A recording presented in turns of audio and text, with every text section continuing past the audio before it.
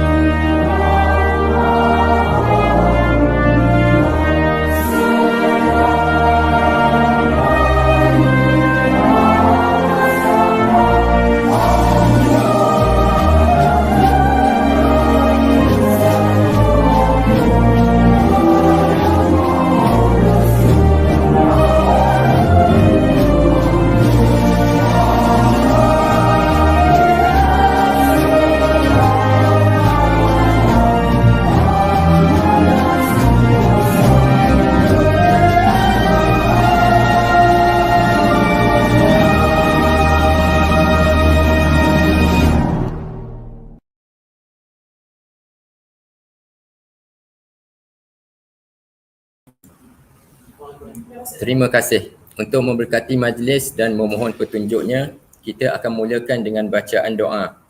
Dengan segala hormatnya, saya menjemput Saudara Adam Akmal untuk memimpin bacaan doa. To bless our event and seek guidance, we will now have a Doa recital. I would like to invite Adam Akmal to lead us in prayer.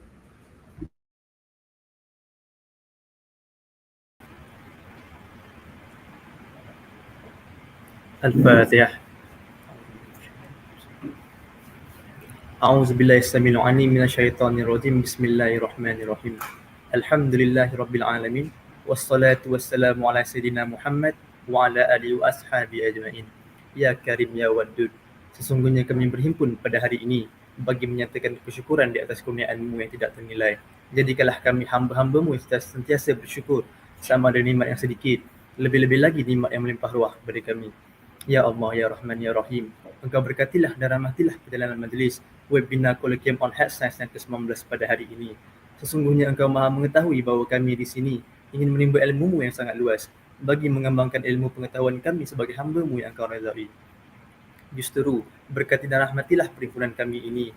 Kurniakanlah kepada kami ilmu-Mu, sinarilah hati-hati kami dengan cahaya dan hidayah-Mu. Semoga dengannya kami mudah menerima dan menghayati serta mengamalkannya. Ya Zal Jalali wal Ikram, kurniakanlah jua kepada kami kesihatan anggota, kecergasan minda, ketenangan jiwa dan juga kekuatan semangat. Semoga dengannya kami mampu menepani cabaran, berdaya saing dan mampu mengangkat martabat diri, keluarga, masyarakat dan negara. Rabbana atina fid dunya hasanah wa fil akhirati hasanah wa qina azabannar. Wa sallallahu ala sayyidina Muhammad wa ala alihi wa sahbihi wa barik wa sallim. Walhamdulillahi rabbil alamin.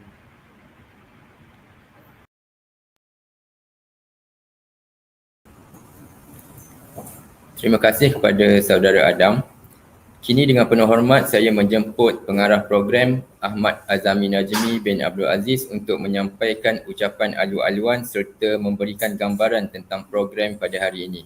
Dipersilakan Ahmad Azami. Thank you, Adam. Now, it is my great honor to invite our program director, Ahmad Azami Najmi bin Abdul Aziz, to deliver his welcoming speech and provide some insights into today's program. Please welcome Ahmad Azami.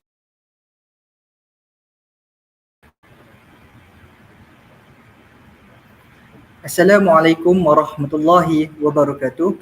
And a very good morning everyone. To our respect Dean of Faculty of Health Science, Mr. Muhammad Sharif Dali Mahad, our dear lecturers, invited speakers and fellow students and all viewers joining us live on Facebook. Welcome to the 19th Undergraduate Colloquium on Health Science 2025.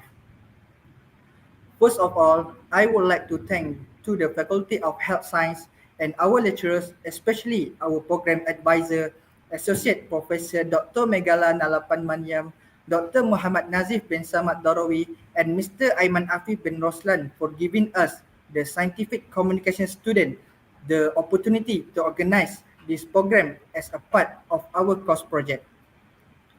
Alhamdulillah, today we are gathered here virtually for a meaningful event that not only allows students to share their research project, but also to gain experience in organizing a formal academic program and strengthening teamwork among us. The theme for this year's Colloquium is Advancing Health Through Science, Empowering Humanity for a Sustainable Future. This theme was chosen to show how important science and research are improving human health and creating a better, more sustainable world for the future. As most of you know, this colloquium is one of the important assessment in our Scientific Communication MLS 3243 course. Besides preparing a scientific manuscript, poster, and presentation, we are also required to organize a real scientific program like this. It is a good opportunity for us to experience how to manage a professional event and work together as a team. This program has a few main objectives. First, to help improve students' communication skills, especially in presenting scientific research in a professional way. Second, to expose students to managing and organizing academic program. And third, to provide a platform for students to share their ideas, knowledge, and research finding with lecturers, invited guests, and fellow students. On behalf of the organizing committee, I would like to sincerely thank to our invited speaker, Mr. Mugilan Haridas and Dr. Nurul Husna Abdul Hamid for joining us today and agreeing to share their knowledge and experience. We really appreciate your presence with us in this event. To our lecturers, faculty management, and fellow community members, thank you very much for all your support and teamwork from the start our planning until today. Even though there were challenges along the way, especially when doing an online program like this, we managed to work together and make this event happen successfully. To all students, especially our presenters, congratulations for making it to this stage. This is your moment to shine.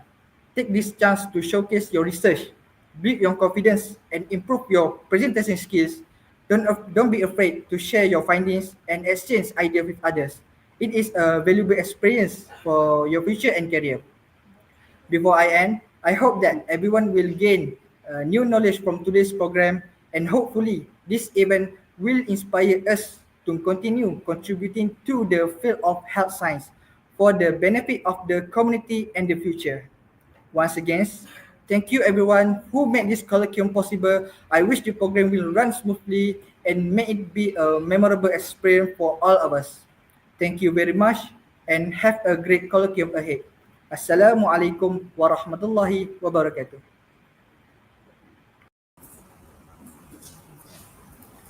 Terima kasih saudara Azami atas ucapan yang penuh informasi itu. Seterusnya, kita tiba ke detik yang amat bermakna. Dengan segala hormat dan sukacita, saya menjemput Tuan Dekan Fakulti Sains Kesihatan, Tuan Muhammad Syarif Dali Mahat untuk menyampaikan ucapan perasmian dan seterusnya merasmikan e-Colloquium yang ke-19 ini. Thank you, Azami, for that insightful speech. Now, we have reached a pivotal moment in our program.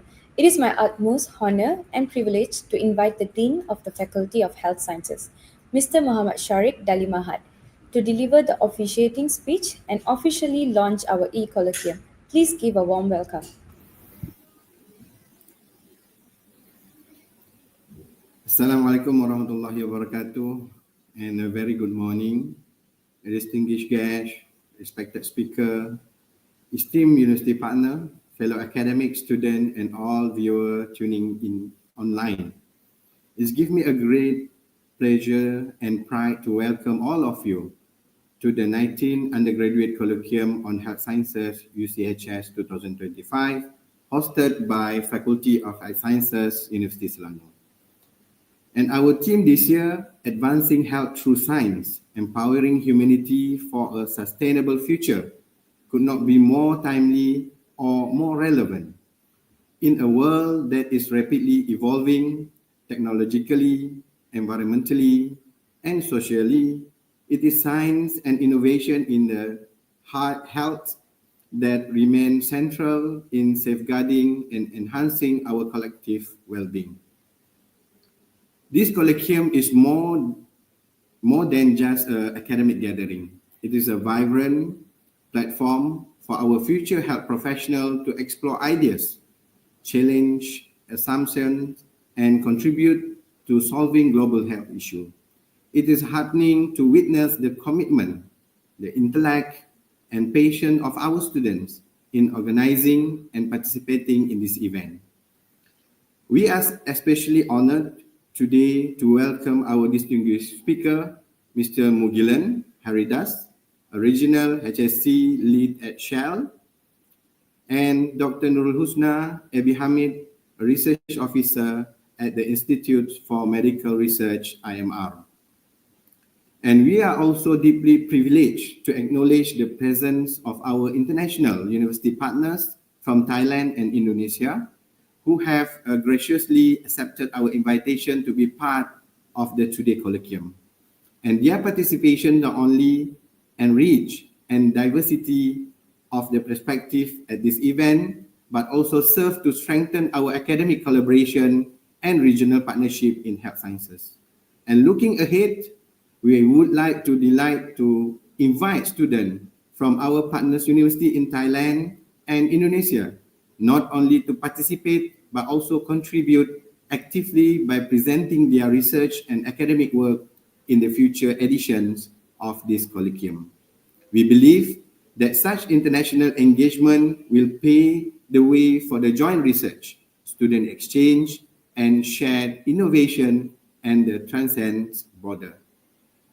Let us also to take a moment to sincerely appreciate the organizing committee, our dedicated lecturer, student volunteers, and the technical team who have worked tirelessly to ensure the success of this event, including enabling live streaming for greater accessibility and digital certification for the participant. To all participating students, this is your moment. Behold, be bold, be inquisitive, and let this colloquium ignite and your drive to discover and service to the community. Engage with the session, learn from one another, and for the better future that you want to help to create. With that, it is a great honor and anticipation that I officially declare the 19th Undergraduate Colloquium on Health Sciences 2025 open, and may today's discussion be fruitful, inspiring, and instrumental in building a healthier and more sustainable future for all.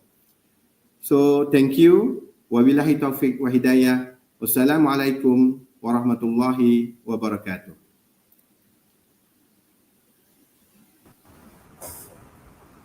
Terima kasih Tuan Dekan Tuan Muhammad Syarif atas ucapan yang penuh inspirasi. Tuan-tuan dan puan-puan, sebelum kita teruskan ke sesi seterusnya, mari kita saksikan satu persembahan khas daripada Jawatan Kuasa Penganjur UCHS. UCHS atau Undergraduate Colloquium on Health Sciences merupakan satu platform penting bagi pelajar dan pensyarah untuk mengetengahkan penyelidikan mereka. Sila beri perhatian kepada skrin untuk menyaksikan persembahan ini. Thank you, sir, for that inspiring speech. Ladies and gentlemen, before we proceed to our next session, we will now have a special presentation from the UCHS Organizing Committee. UCHS, which stands for the Undergraduate Colloquium on Health Sciences, is a significant platform for our students and faculty to showcase their research and findings.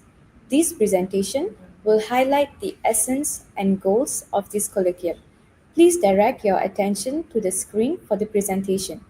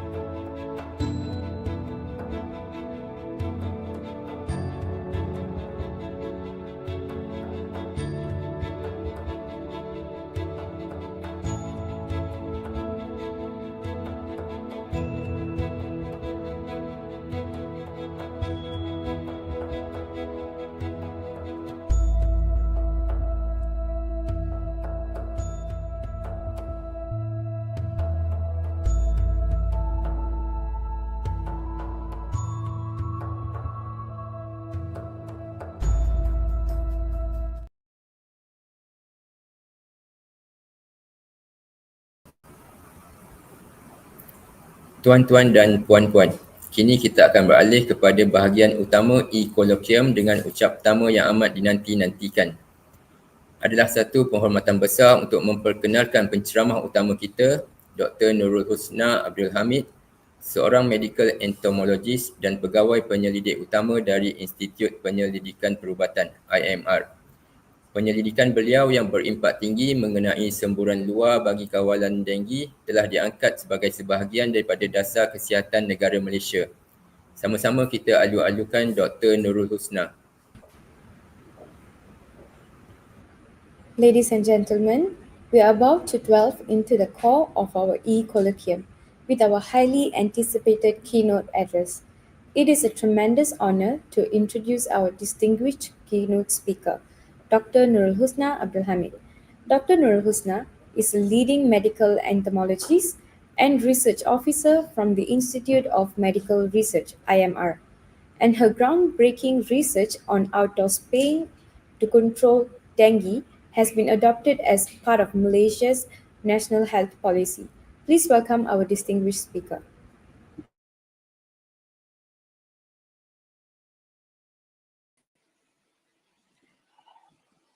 Okay, Assalamualaikum warahmatullahi wabarakatuh, and a very good morning to all the participants of 19th Undergraduate Colloquium of Health Sciences UNICEL.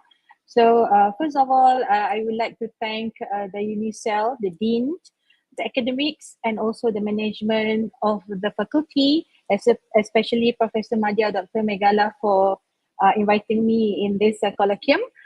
Thank you also the Secretariat for making this happen. And today I'm going to share with you is actually my experience working with vector control operational study.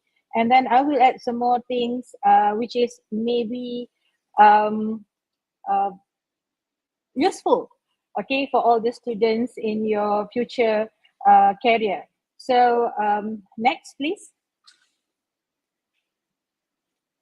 Now, dengue situation worldwide, 2024, 2025 is actually is still the same. So we see that for our region in Western Pacific, in Southeast Asia, dengue is actually endemic. But starting 5 years ago, dengue has been exposed or transmitted or reported in most of the European region. So basically France, Italy and Germany has reported a new dengue cases in their country. So this one is already make them slightly panic, okay, because of before this they don't have a dengue. Next, please. Now, there are actually few factors increasing the dengue risk. The first one is the longer transmission season. We have the early start and extended durations in dengue infected areas with the changes in the environmental environment. So vector expansion, we open a lot of area for us, build lots of house, a city. So this one has expand the vectors from one location to another location. So this one become abundant. The third one is the climate change. Like I mentioned before, we have an El Nino, we have La Nina, and now we don't know where is the wet season or when is the dry season. So this one also being a factor of increasing the dengue cases. Shift in serotype, we have 4 serotype.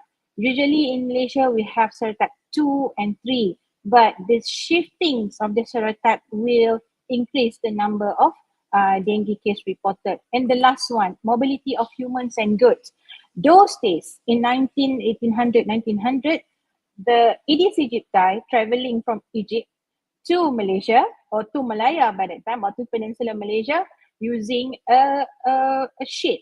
Okay, they are traveling in a ship, in a bucket, in a barrel of water, and then travel from Egypt to Malaysia. But nowadays, there is a possibilities of this mosquito can lay eggs, and these eggs can travel with us through the flight or through any medium of vehicles that you use to move from one state or one country to another. Next.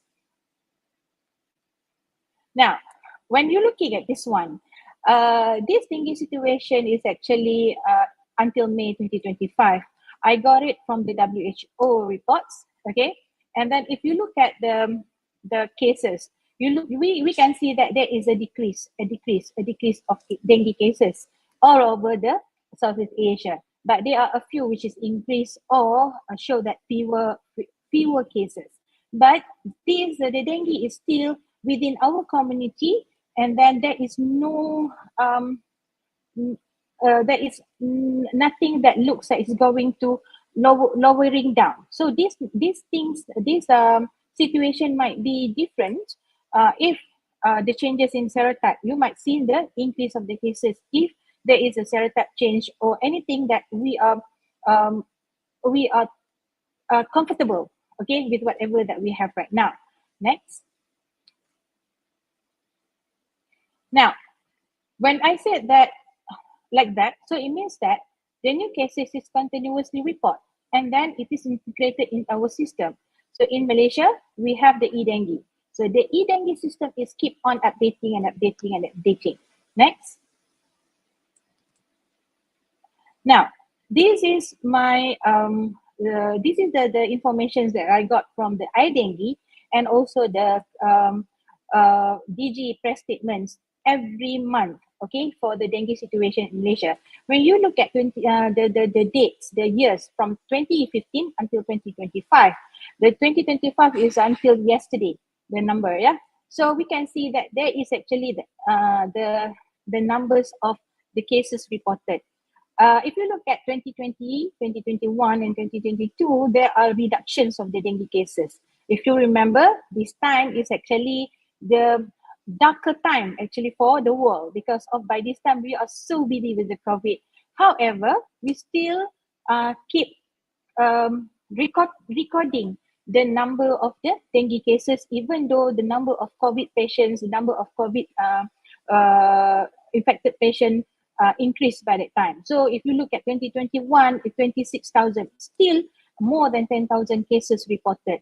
By this time, based on the situation, when we have a fever, a coughing, and symptoms of dengue, if it is not worse, so you just take medication, the paracetamol, and resting, and then it will go away. But if you think that it's going to be worse, then you go to the hospital because of you're afraid of COVID by this time. That one is actually the behavior changes during this darker time for Malaysia. Next.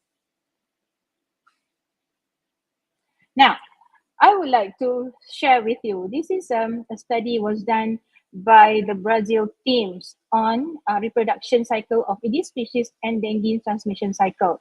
So when the Aedes bites person with the dengue virus, the first the infected mosquito gut will replicate itself, the virus itself in the mosquito. So the virus will spread throughout the mosquito, reaching salivary glands, and will go for the transmission. So this infected mosquito will bite another people, and then it will leading to a new infection. The whole cycle will take 8 to 12 days from the matings of the mosquitoes until it infected the people. Next. Now, this is how the dengue the cycle of Aedes species. The first picture is male and female mosquito will mate. Okay, once they emerge to the adults, they will mate, and then the female mosquito will go for blood feeding, and then once they have the blood, then they can go for the eggs. Without blood, mosquito eggs of mosquito will be sterile. Then the female mosquito will bite the infected individual who has the dengue virus, and then this virus will replicate. Then you can follow the back my previous slides, and replicates in the mosquitoes, the salivary glands, and then after few days, basically 3 days, 2 to 3 days, 3 to 4 days, something like that. So the virus is already able to be transmitted to a new person or a healthy person.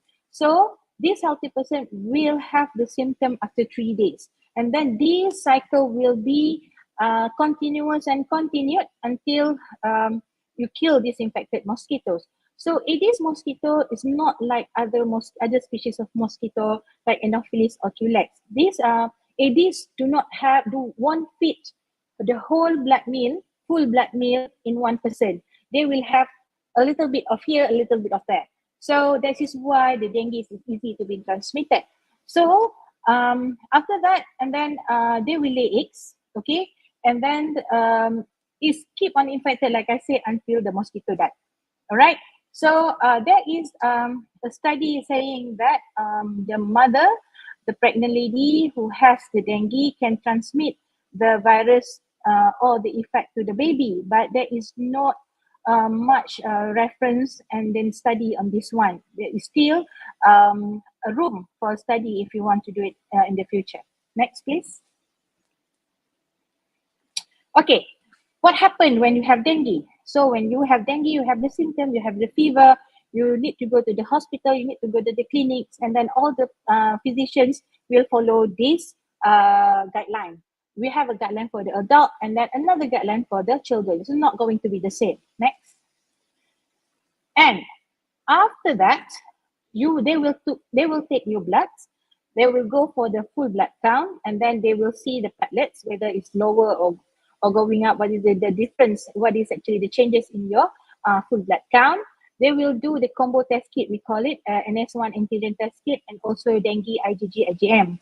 And then if it is positive, then this blood will also run for the PCR. So for the PCR, not all sample will be run for the PCR.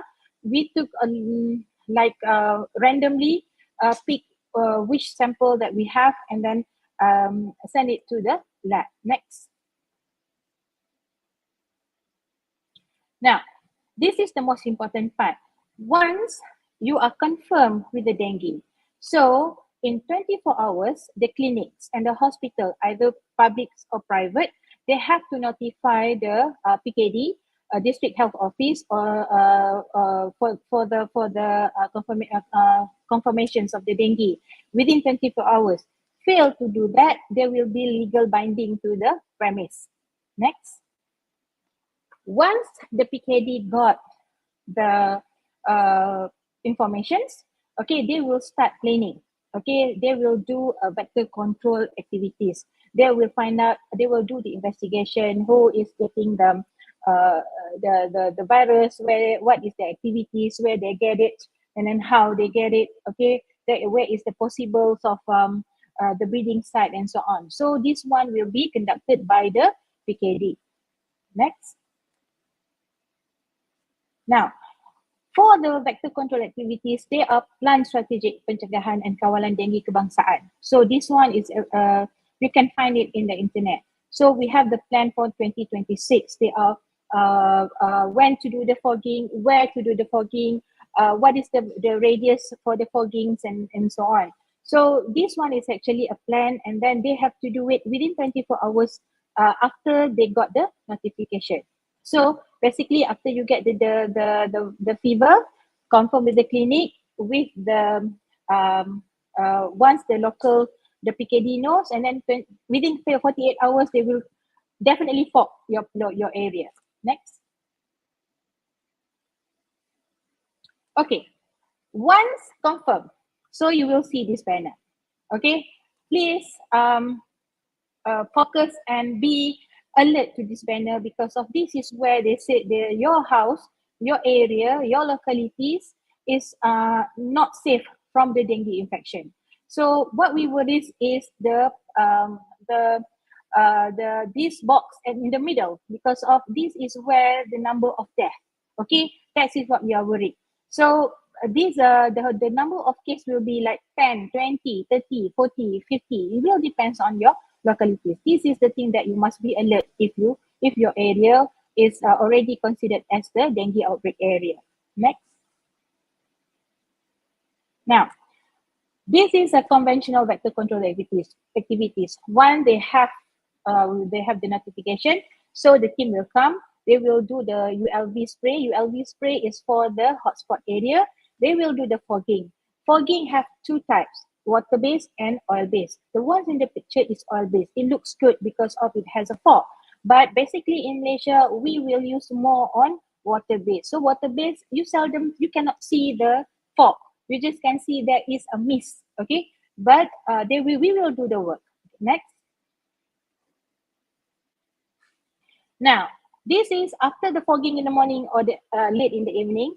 At noon, we will do the source reductions. We need to find where is the lava, and then if we find the lava, then we have to search and destroy. We have to collect the samples and bring it back to the lab to confirm whether it is Aedes albopictus or Aedes aegypti. Next. Now, there also a team. We call it as health educational team will be in your locality to tell you and then to do to inform you what to do if your area is an outbreak area. Next. But okay, out of all these kinds of methods, the burden is still there. Okay, and it's still higher. Next. So WHO introduced integrated vector management. So it is a strategic and rational decision making, and then promoted by the WHO as a comprehensive and sustained approach to prevent and control vector-borne diseases. Next. Why IVM?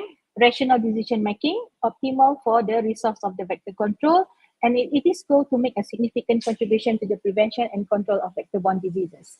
Next.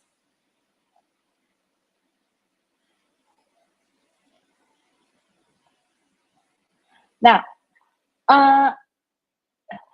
WHO come with a GVCR, Global Vector Control Response. It started in 2017 until 2030. So they want to reduce the burden and threat of the vector-borne diseases. They want to do effective methods, locally adapted and sustainable vector control. We have the IVM before, but sustainable is not part of the key framework. Next. Now, this is based on the WHO. Vectors can cause numerous diseases in humans. Here in Malaysia, you might see mosquitoes. Everything is about mosquito. But actually around the world, there are many more insects that can cause diseases. For example, ticks.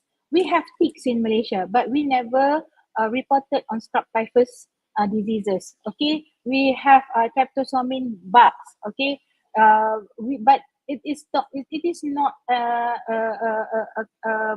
there is no cases reported. Okay, we have sandflies. Sandflies is everywhere. Whoever like to go for jogging in the area where there is a cave or do some recreational things in the forest on the fringe, please be careful with the sandflies because of currently there are a few cases, but it's neglected cases of infection of sandflies. Next. So with all this, with the development, with whatever that we have right now, we need the IVM to help to consolidate and sustain the public health achievement. So we can choose the best method for the vector biology. We need a collaboration, and so we also need a rational use and management of insecticide. Once you have vector, there will be a lot of insecticides in the community. Next. Okay, this is the pillars. So the first pillars of WHO, strengthen inter and intra-sector. So it means that collaboration. Second one, engage and mobilize the community. The third one, enhance vector surveillance and monitoring. The fourth, and scale up. So this is actually the aim for 2017-2030. Next. Okay, so this is a key characteristic and element of IVM. Evidence-based decision-making, integrated approach, inter and intra-sectoral collaboration, community engagement, capacity building, and sustainability. For your information, we have the capacity building. We have the integrated approach to the disease control. We have the inter and intra-sectoral collaboration. What we don't have right now is community engagement mobilization, we have lack of evidence-based decision making, and also sustainability. Next. So what I'm going to share with you is evidence-based decision making. So this is what we do in IMR. Next. I'm going to share you my study on IVM operational study starting in 2019 until 2023. So the name is Intervention for Dengue Epidemiology in Malaysia to measure the effectiveness of IVM on the incidence of dengue. So we are using a class 2 randomized control trial, a gold standard for the WHO. So we call it the synonyms. Okay, not the synonyms. So the acronyms for this project is IDEM. Next. This project is a collaboration between non-profit partnership like IMR, like the governments. Okay, we are also collaborating with universities. We also collaborate with the private sector, the one who are providing the insecticide. Next. So the rationale. Next. Why we do this IDEM in Malaysia? Next, please. Okay, so we have the e-dengue database. E-dengue database is actually one of the best database in Southeast Asia. Okay, we have all the data in this database. Sentinel surveillance, we have nationwide laboratories to collect blood sample, do the serology and virology. Vector control surveillance, we have nationwide vector control surveillance with a Sentinel orbitrap track for every state. We have insecticide resistance surveillance. We have a support also from the MOH for the trials. Next. Okay, this study is a non-blinded cluster randomized control trial. We are doing a proactive IVM on the incidence of dengue in Federal Territory of Kuala Lumpur and Putrajaya. It consists of 23% of the populations in Putrajaya, which is about 280 localities of high-risk building in this area. Next. Okay, this is the method. Next. We are focusing on 4 pillars: community engagement, vector control activities. We observe the endo endpoints and also epidemiology endpoints. Next. After this is a videos of the methods. Okay, so by the end of the program, we deployed 6,000, almost 7,000 of traps. We conduct 834 of outdoor residual spraying. We have 6,000, almost 7,000 of trap measurement in control and intervention area.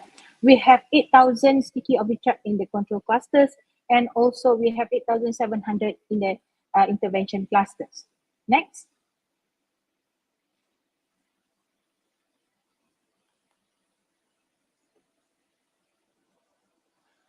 Okay, this is the results.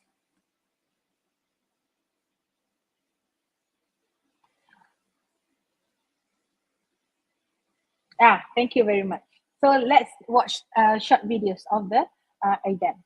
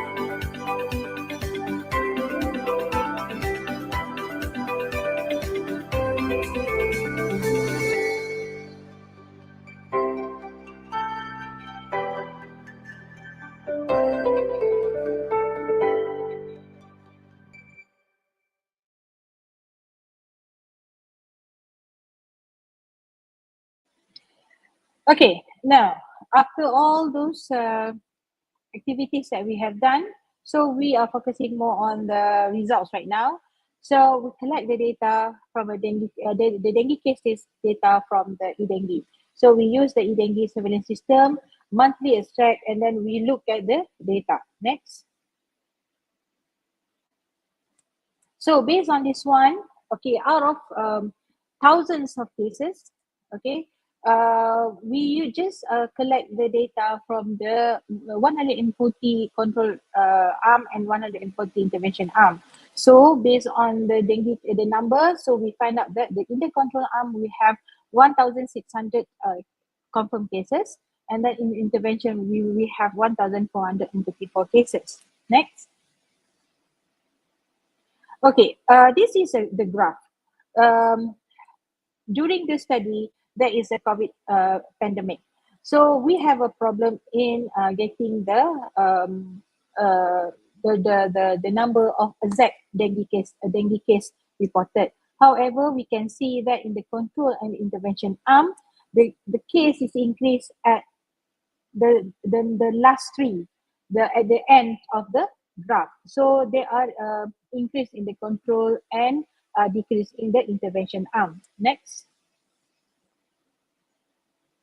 Okay, but when we look at this table, you can see that there is a 30% reduction in the intervention arm compared to the control arm post-COVID time period.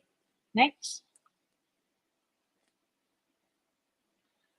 Okay, for the post hoc, we can see that we identified or isolate the area that has a hotspot and without the hotspots. So we find out that 2 or more dengue cases within 200-meter radius and within 4 days of the first cases notified date. So we can see that there is a lower percentage of the localities with the outbreaks and also with the hotspot. Next. Are we trapped in that there is no difference between the interventions and control? Next. But we can see at the larval index. Next. And also the difference in the adult density. Okay, next. We also observe the resistance status. If you see that the one on your left, the table on your left is actually the control area and the other one is the intervention area. So what we can see is we find out that there are more browns, okay, in the baseline, but less brown, so it's brownish in the cycle 3, but in the cycle 6, the percentage is increased back. Okay, so we are actually trying to analyze why is this happen. Is it because of the insecticide that we use, or is it because of the history of this the area, the mosquito in this area that already have a pyrethroid resistance. Next. So this is a challenge during the COVID. Okay, we are doing a RCT in 140 localities. So we have the movement control order. So we cannot just cross the border of the district, not the state, of the district, just as we do it right now or before this. Next. So we have to apply for the letters from the police. Okay. To cross the inter-district. So there is lots of letters, okay, every month we have to do it. So luckily that we have a collaboration. The police understand what we are doing, so they give us the permissions. Communication also limited. We are supposed to have active communication with the community, with the people who are living there. But because of the COVID, we can meet only the head of community. So this one is not based on what is our main objective from the beginning. So this is the things that very challenging during the study. Next. Okay, we also find out because of the limitations in the community engagement, our traps have become a legal breeding site. It's mistreated as an illegal breeding site. So they just throw out the water and also the insecticide, making it into a new things in their house, around the house. Okay, next. Okay, another challenge is working with the operators, the sprayman, because of the sprayman is actually it's a young age between 20 to 30. So the SOP is you cannot be in the group, but because of these activities should be in a group. So it is very hard to make people understand that we are actually take all the precaution and then follow the SOPs. So this is a new norm. By this time, we have lots of complaints from the public. Next. Okay, we also have a risk of exposure to COVID. Luckily that we are just considered as almost kena lah, okay, but not confirmed with the virus. Next. Okay, due to the pandemic, there are shifts in my study plan. So we delayed about 9 months from the original plans that we have. Next. So as a summary and conclusion, next please.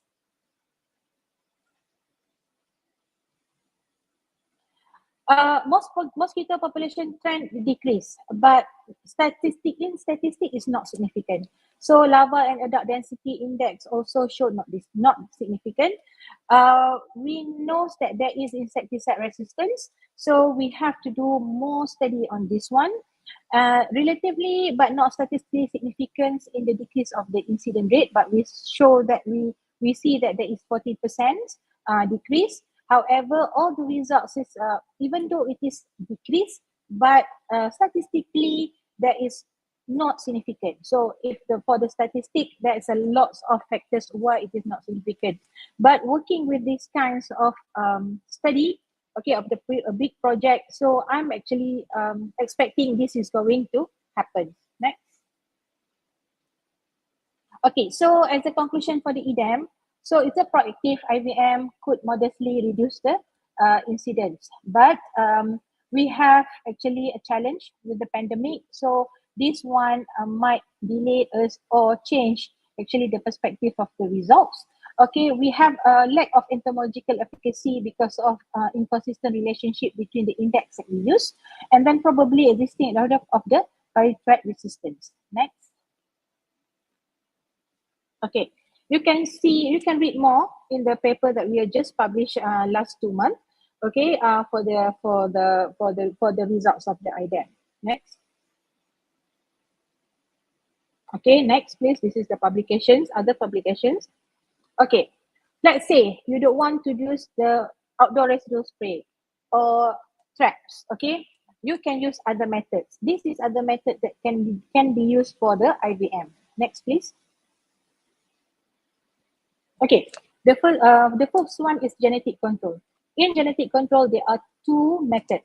First is population suppression. The second one is population replacement or refractory insect strategy. Next.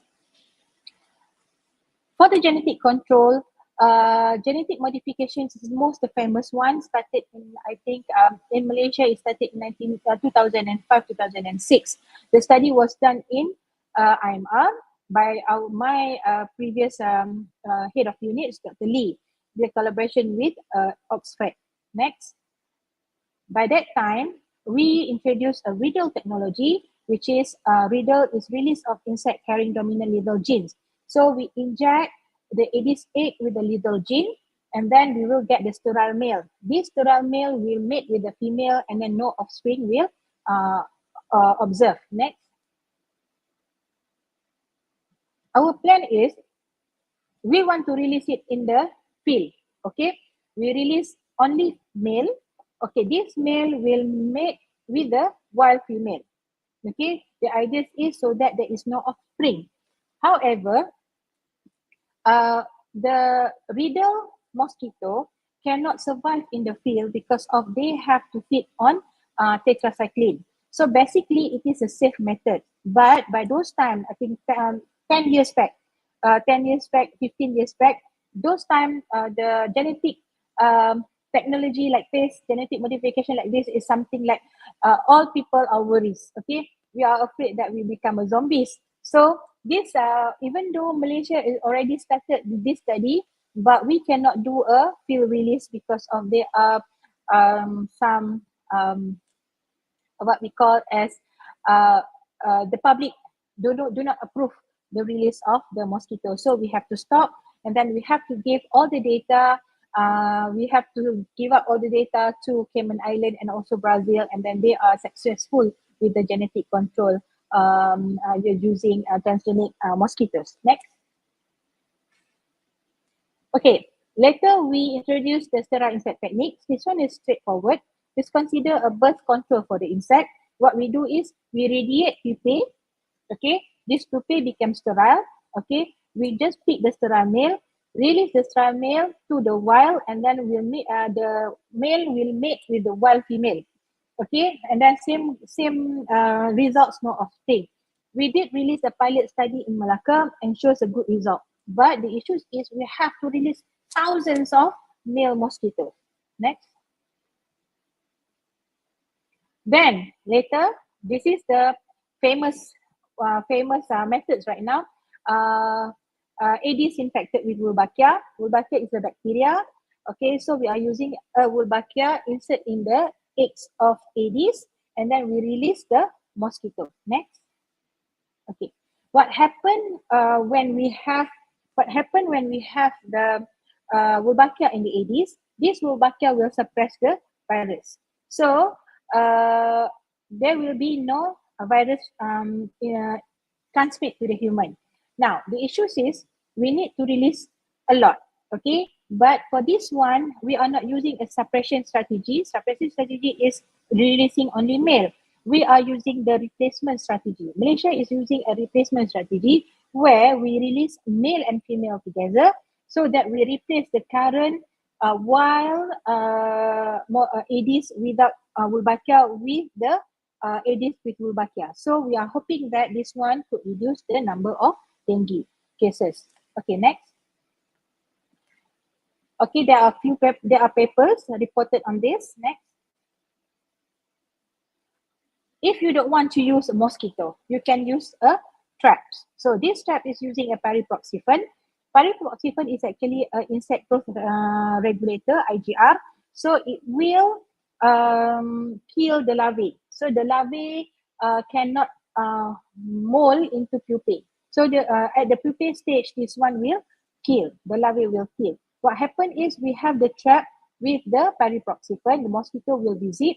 And then once it visits, it still can survive, can fly, but the body will be infected with the body will be covered with the pariproxifen. So when Aedes goes to another breeding site, so this pariproxifen will be diluted in the water in the breeding site, and then the water is polluted with pariproxifen, then it will kill the larvae.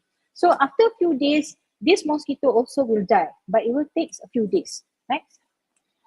This one is actually Malaysian made traps. Yeah, next please. Okay, now I'm working with Netherlands University of Wageningen and also Intercare. So they create these traps. It has two active ingredients. The first one is pariproxifen, same as the Malaysian made. The second one, they have a Beauveria bassiana, which is entomopathogenic fungi. So pariproxifen, it will kill the larvae. The fungi will kill the adult. So the mosquito, which who is visit the traps, the Intercare traps, what happens is the body will be contaminated with the fungi and also the pariproxifen. Pariproxifen will be dissolved in another breeding area, but the fungi will slowly kill the mosquito, and then after a few days, they also will be died. Okay, next. If you don't want to use that one, we have a IMR homemade mosquito adapticidal trap. This one we are not using any insecticide. We design it as the trap itself kill the larvae. So there is a floater and a mesh, okay, plastic mesh, so that the adult larvae cannot be released out. So it will kill in the trap. This one is not used any insecticide, but if you want to use the insecticide, we can use the BTI. Okay, next. Okay, this is the BTI biolarvicide. Usually, for your house, if there is an outbreak, if there is PKD or health people, you will go and ask, can I have ABIT? ABIT is actually a chemical. It says a chemiphos. But ABIT is, there are a study on resistant on chemiphos, which is ABIT. Now, we have a biolarvicide, which is called BTI. Okay, this BTI, you can use at any amount, okay? But we have the standards. It has a residue that will be there, will survive there for 14 days. So for now, BTI is the best biolarvicide, but it is also expensive. Okay, that is why we need to rotate between the Temefos and the biolarvicide. We will use the biolarvicide, the BTI, in the area where the outbreak tegar. Okay, we try to have that kinds of program. Next. Okay, with that, okay, this is how we apply the biolarvicide. Okay, we can use a machine, you can just pour it. Okay, there is a calculations to mix the BTI. Now, back to this one. Okay, if you look at the study that I have done, okay, I have done the strength, the intrasectoral. We can calibrate. I can calibrate with the Putrajaya. IMR is actually a research arm of the KKM. We can collaborate with the public, with the insecticide company. We can collaborate with the NGOs. Okay, we have that one as a basis. Okay, we have also number 3. We have a good vector surveillance, a good research in Malaysia. Number 4, we can scale up. Okay, because of the study of IBM, the EDM show that there is possibilities of the scale up. Okay, the country leadership, we don't have a problem as long as they are a good proposal and then we show that what is our objective. Okay, next. What we don't have is, next please. Number 2, engage and mobilize the community. Even in EDM also we have a problem because of the pandemic. But we also mentioned we have a flyers, we have the posters, we have the WhatsApp message, we have the text message, but we still have a problem to engage and mobilize the communities. So we try to do the advertisement in radios, in TVs, internet, in Facebook, social media, but we still have less percentage of the engagement and mobilize of the community. But if the community can be engaged and mobilized, actually dengue will be solved. Okay, because of this one, you cannot enter somebody's house because of Aedes aegypti, lay eggs, breed inside the house. So you need a permission to go inside. So if everybody take care of their house, take care of their home, around their house, so we might have lesser dengue cases. Okay, next. Okay, I think that's it. This is the last slide. Thank you very much to all the people for the permissions. Next. Okay, if you have any questions, then you can contact me later. Okay, terima kasih kepada Dr. Nurul Husna. Seterusnya, saya berbesar hati memperkenalkan penceramah utama seterusnya iaitu Encik Mugilan Haridas. Beliau merupakan seorang profesional keselamatan dengan pengalaman selama 15 tahun dan pemegang Executive Master in Safety, Health and Environmental dari Universiti Malaysia Pahang dengan pengkhususan dalam bidang keselamatan dan kesihatan pekerjaan. Beliau juga berjaya mengurus protokol keselamatan bagi kerja-kerja terowong kompleks di kawasan KLCC, melibatkan lebih 20 kontraktor dan mencatat lebih 5 juta jam kerja tanpa sebarang kecederaan.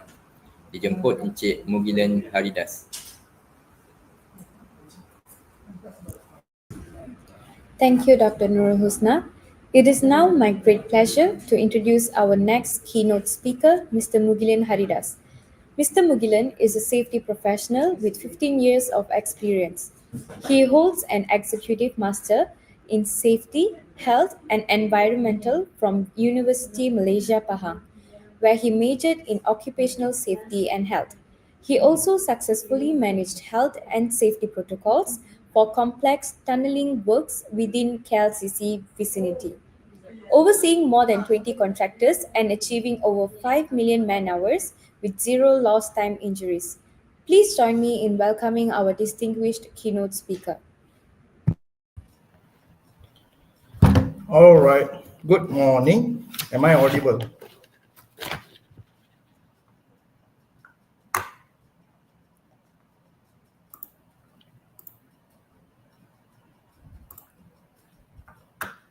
Hold on a minute.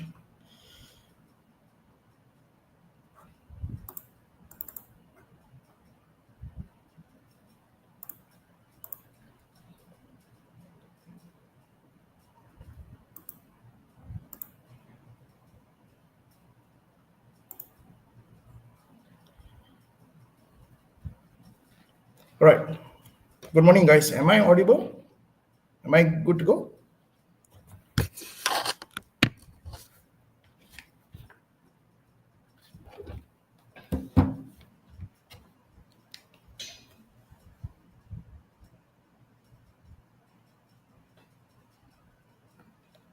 Check 1, 2, 3.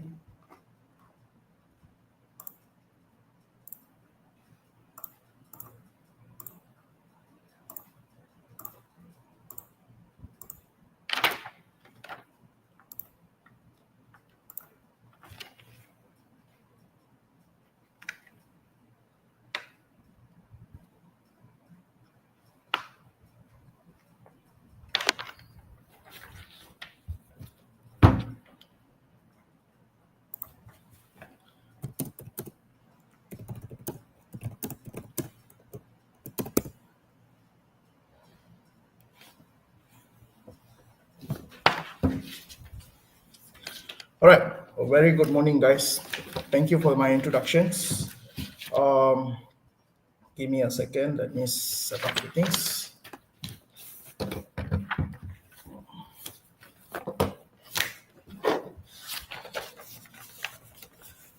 Okay. Let's move on.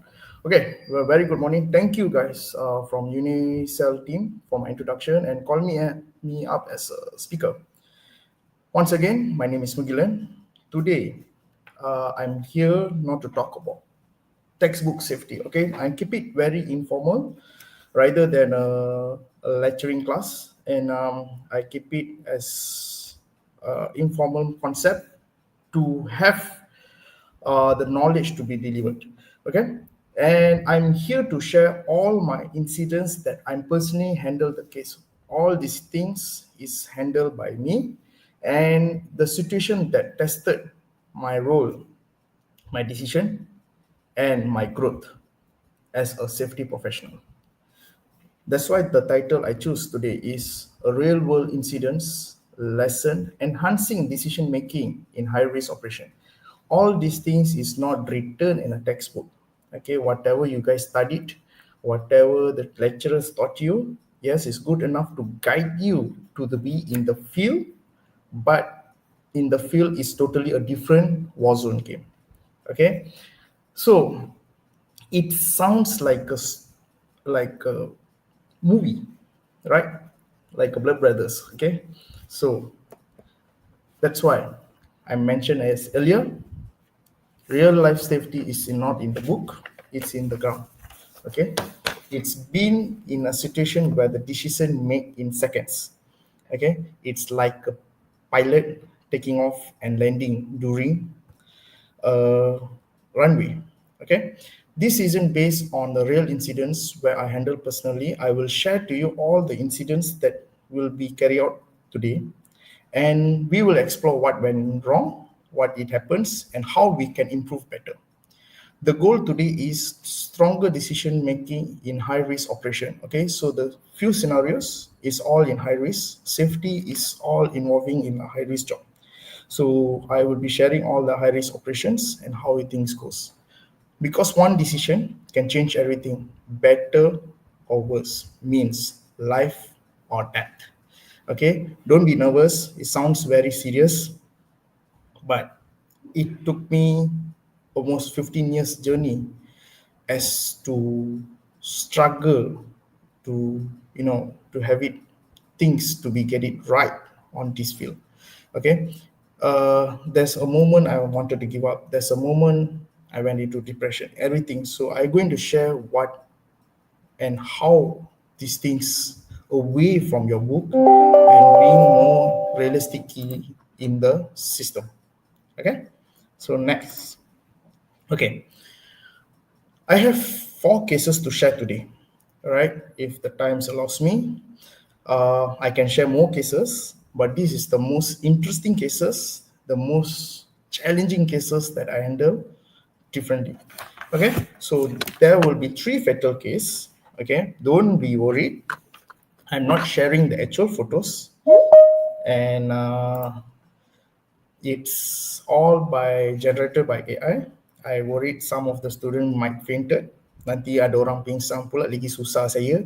Okay, so gambar-gambar ni semua AI illustration. Okay, there's no blurs and everything. Don't worry. Okay, and I'm good to share this because it's all been recorded in DOS. So there's nothing to be hide. So can be very transparent. That's why I'm taking out these cases. Because certain cases is PNC, but not in my cases. Everything has been declared. Okay, so before I dive into the details, here are the 4 real incidents I walked you through, and each one involved a different risk, but all had one in common. The decision are made or not made to that shapes the outcome. First thing was fall in height. Shortcut was the decision by the workers. Second, heart attack, but he collapsed near to the chemical storage.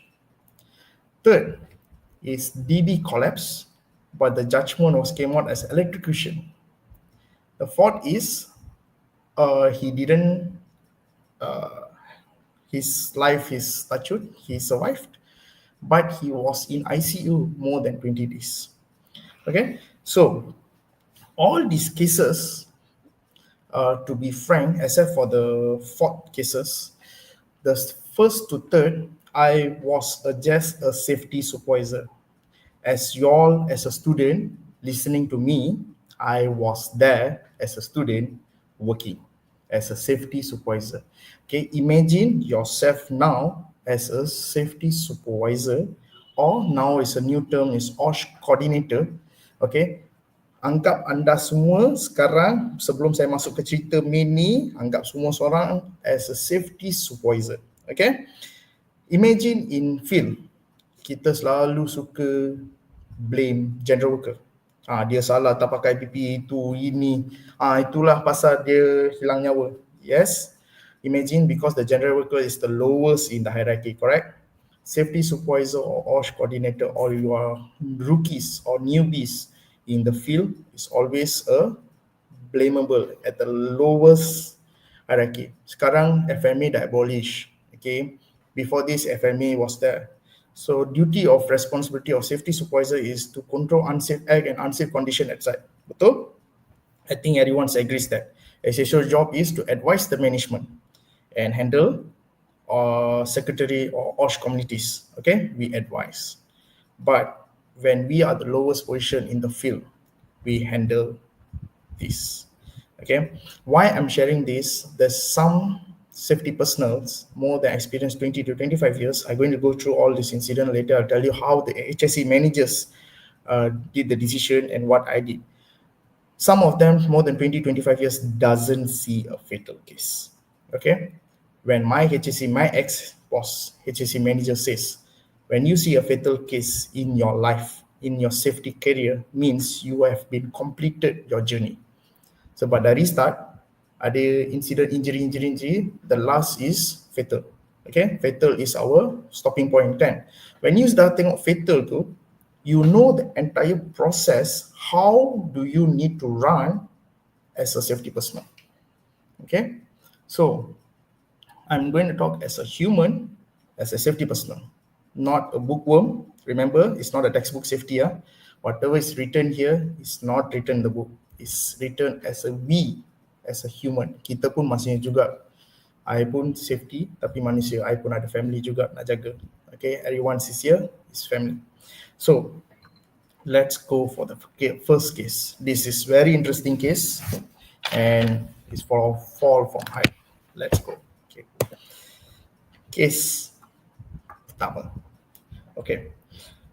This guy experience, I put an overview, experience guys, 15 years experience, yang jatuh ni 15 tahun ke atas experience. He's a foreman and supervisor, local Sarawakian, ada 2 bini. Okay, why I'm saying this, later I come back to the story. Ada 2 bini. The reason he fell overconfident. I keep it simple, overconfidence. Lifeline, we see, we work for structure companies. This is structure. I work for structure companies. So what happened is, dia berdiri atas structure. So structure, we have certain SOPs, which is certain beam. Kalau you nampak structure yang dekat sini, yang tengah dia nak jatuh tu, we call it that's a beam. Beam tu ada dia punya lebar. Certain lebar saja kita boleh jalan and kita boleh provide lifeline. Okay, so main structure beam saja ada lifeline. Okay, so kalau you nak cross satu point A to satu point B, lebar dia kena kurang dia 10 kaki, 10 feet. Okay, 10 feet. Then only you can have a proper walking space. Means you punya kaki tu kena macam ni, side by side, and dia kena ada space dekat tepi tu. So your 2 legs must be rapat, berdiri atas beam tu. Then only you can create a walkway on structure.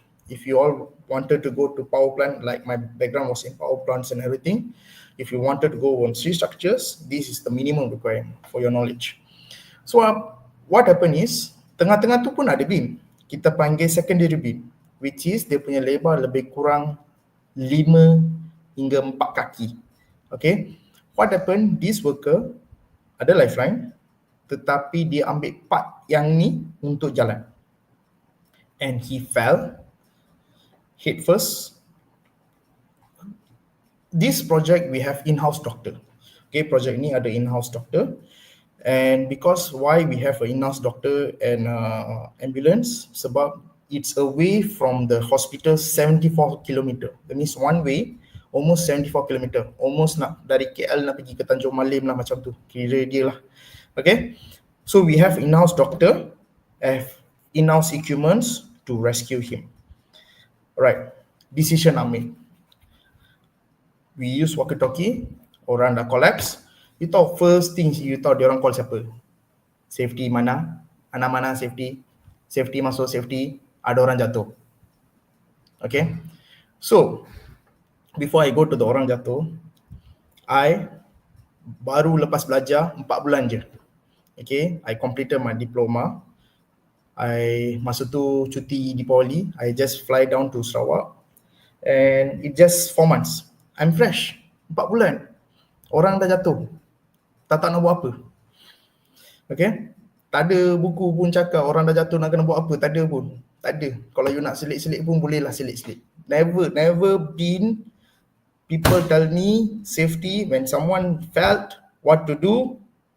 Zero knowledge. When someone fell, you know what I did? I went to the spot and the floor was on the ground. I bawa saya punya vehicle and I jam. And the first thing people scream to me is, I don't know what to do. 4 bulan, new baby. I tak tahu nak buat apa. I tengok ada orang bleeding dekat floor and his was alive. That time was alive. My decision was late. That's my guilty until today lah. Memang saya tak tahu nak cakap apa lah. That's my guilt. It was late. One of the supervisor lifted up him and shouted at me, "Safety, angkat dia masuk dalam kereta. Kau tunggu untuk apa? Kau safety tau. Kau kena rescue dia." Masa tu I tahu ERP, I ada CPR punya certificate, but put it in the car, went to the hospital, the doctor. They did CPR, pushing up, push everything. Unfortunately, declared died in the clinic. Okay, investigation was taken up. So what happened is, you need to have 2 scenario now. Okay, first thing is, what happened is we cannot accuse him until the investigation completed. The accused will fall onto the safety and the project manager. Remember this, guys. If you go to Singapore or no matter where in the country, I put it Singapore as a good example. Anyone fell down, MOM in Singapore will arrest you for 24 hours and put you up in the jail. In Malaysia, it's a bit different. We are lucky enough in Malaysia. DOSH officers give you 7 days to complete the investigation until they accuse you, which is for the project management and the safety. Masa tu tak ada SHO, saya satu orang je, itu pun bukan triple S. Okay, I only just a safety supervisor. So my SHO is HSC managers was in the KL. He have to fly down, and it was declared died, and the body, the victim was bring back by police, not ambulance. Kalau dah victim dah meninggal dunia, bukan akan bawa by ambulance, by police. Plastik bag hitam, masuk selit terus jalan dalam itu jeep tu, and we straight went to postmortem. Dia kena buat postmortem sebab it's declared as a site incident. Buat postmortem semua, family daripada this particular people straight come to hospital. So you need to do a decision whether you nak pergi ke hospital ke atau you nak jawab dekat klien. Selalu klien akan tahan you, tapi dekat hospital siapa nak jaga? Kita satu orang je. So have to talk to client. Hold first, we go settle the hospital on that particular time, and we did the investigation. Okay, all my incidents have 3 different states. First Sarawak, later we come to Johor and Selangor. So DOSH, benda-benda ni asing. So how come is what happened is when benda tu berasingan, law dekat Sarawak tu lain tau. Ya, OSHA dengan FEMA sama, tetapi HR punya law dekat sana berlainan. Okay, law labor court dekat sana berlainan. So you need to treat that as a local Sarawak case, you know. And DOSH dekat sana is more stringent compared to KL and Selangor or Johor. Okay, dah kalau orang dia jatuh mati, dia orang memang backup, dia orang memang power lah. Okay, get it done. Family member, when I earlier the case, I cakap bini ada 2 kan, pampasan. First thing dia orang tanya, orang mati dalam tau, dalam postmortem tau, I dekat luar menangis. Okay, I menangis. Dia datang saya, okay, dia dah mati. So insurance berapa dapat berapa ribu? I don't know what is my answer. CIDB dapat berapa ribu? Medical siapa cover? Family member dari jauh datang, tak ada makan ke, tak ada hotel ke? All these things you are pressure, you know.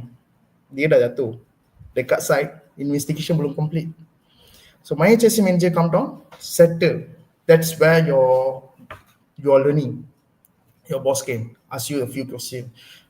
Dah buat induction, dah buat toolbox talk, dah buat everything, dah evidence ni semua. Okay, you dah selamat, pergi tidur. 3 days umur saya tak makan, tak tidur tau, sebab postmortem was keep on running and time takes up.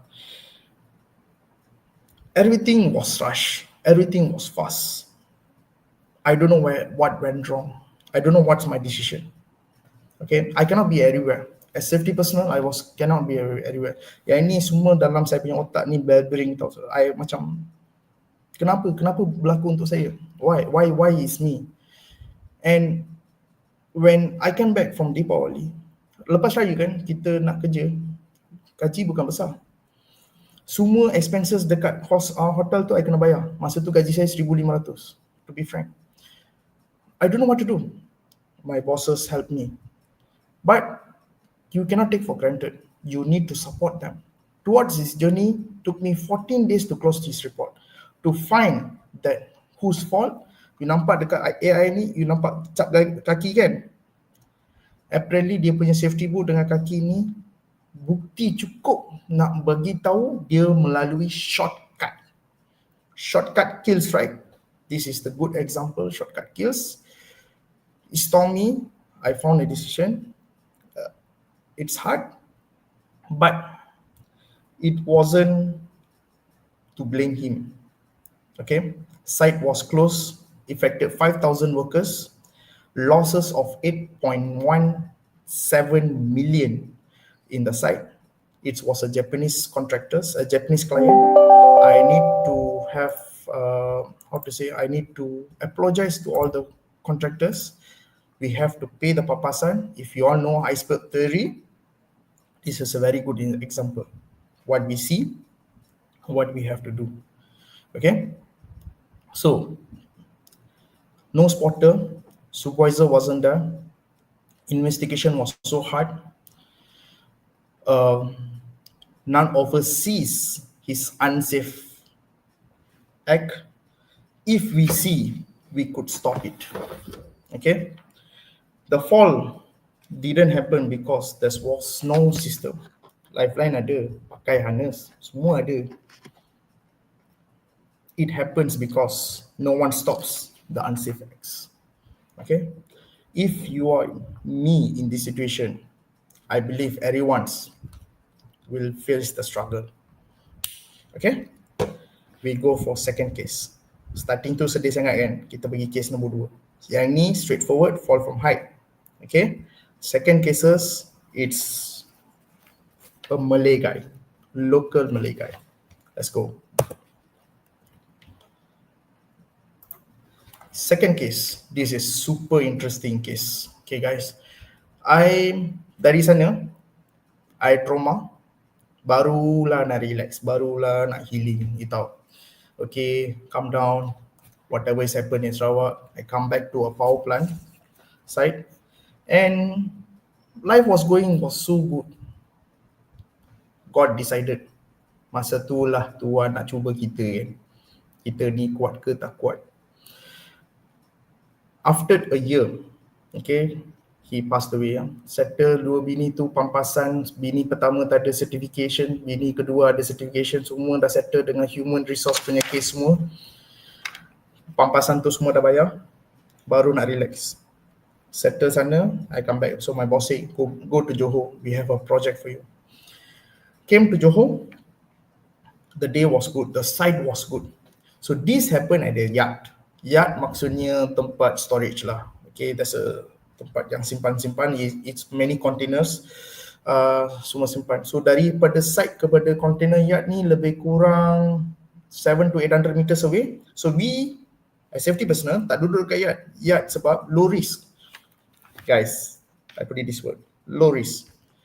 High-rise structures, C structure, almost 80 to 90 meters, high risk. So kita ada 20 safety personnel, semua orang pergi ke duduk dekat site. Okay. A call, sama juga, okie-dokie. Safety masuk safety, ada orang sudah jatuh dekat yard. We rush, we took a motorbike lah. We took a motorbike, straight come. So these guys, overview, what aircon repairing. Kalau you tengok dekat sini, ada satu orang repair aircon, tapi aircon dia dekat pintu tau. So dalam ni adalah Nippon Paint. Okay, seal brand new. Okay, seal brand new Dengar cerita betul-betul. Brand new seal. Okay, aircon ni dekat depan tau. Okay, it's somewhere located at here. At nearby, you tengok dia punya tangga tu dekat luar kan. It's very outside. And this fellow who fell down here, dia body tahu untuk ni. Abang Melayu local, orang Pontian. And this aircon was nearby here. Okay. This is very interesting that guys. Aku cakap yang ni salah satu paling susah saya nak settle case ni. Kalau orang jatuh dari atas, kita tahu dia jatuh dari atas. Orang ni meninggal dunia dekat sini, sudah. The first thing our thought, you tahu apa? Adalah bocor paint dekat sana, aircon dah rosak mentah-mentah, buka saja kena fume, orang ni jatuh mati. Betul? I believe everyone will be thinking about that now. Sama macam saya, pergi ke insiden, tengok, aduh sudah Nippon Paint buat hal pula. Bau, zero. But, you know right, fumes, I believe there's some bio students or anything, certain chemicals cannot be, inhale. You cannot smell, there's no, not to say inhale, you cannot smell, your nose sensitivity is very low or high, I'm not sure, but certain chemicals you cannot heal, but inside dia akan infect kan. Call Dosh. Okay, his fellow collapse. Sama juga, polis datang, plastik bag hitam, zup, masuk, call Dosh. Remember, I say a Malay guy. Okay, this is where the cultures come in, guys.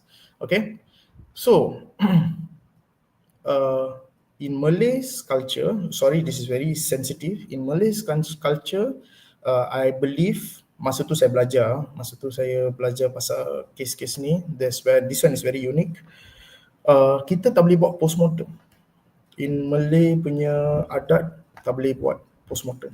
We wanted to find this one. As I know, you cannot do postmortem. If I'm wrong, please correct me. But as I went during this investigation, fatal yang saya handle case ni, tak boleh buat postmortem. As I know, okay. You cannot do postmortem. Then how you want to declare he died? We need to know, right? Dia buat aircon. Orang yang buat aircon ni okay. Oh, ni cerita twist dia. Oh, super macam cerita The Brothers pula. Okay. Orang yang buat aircon alive.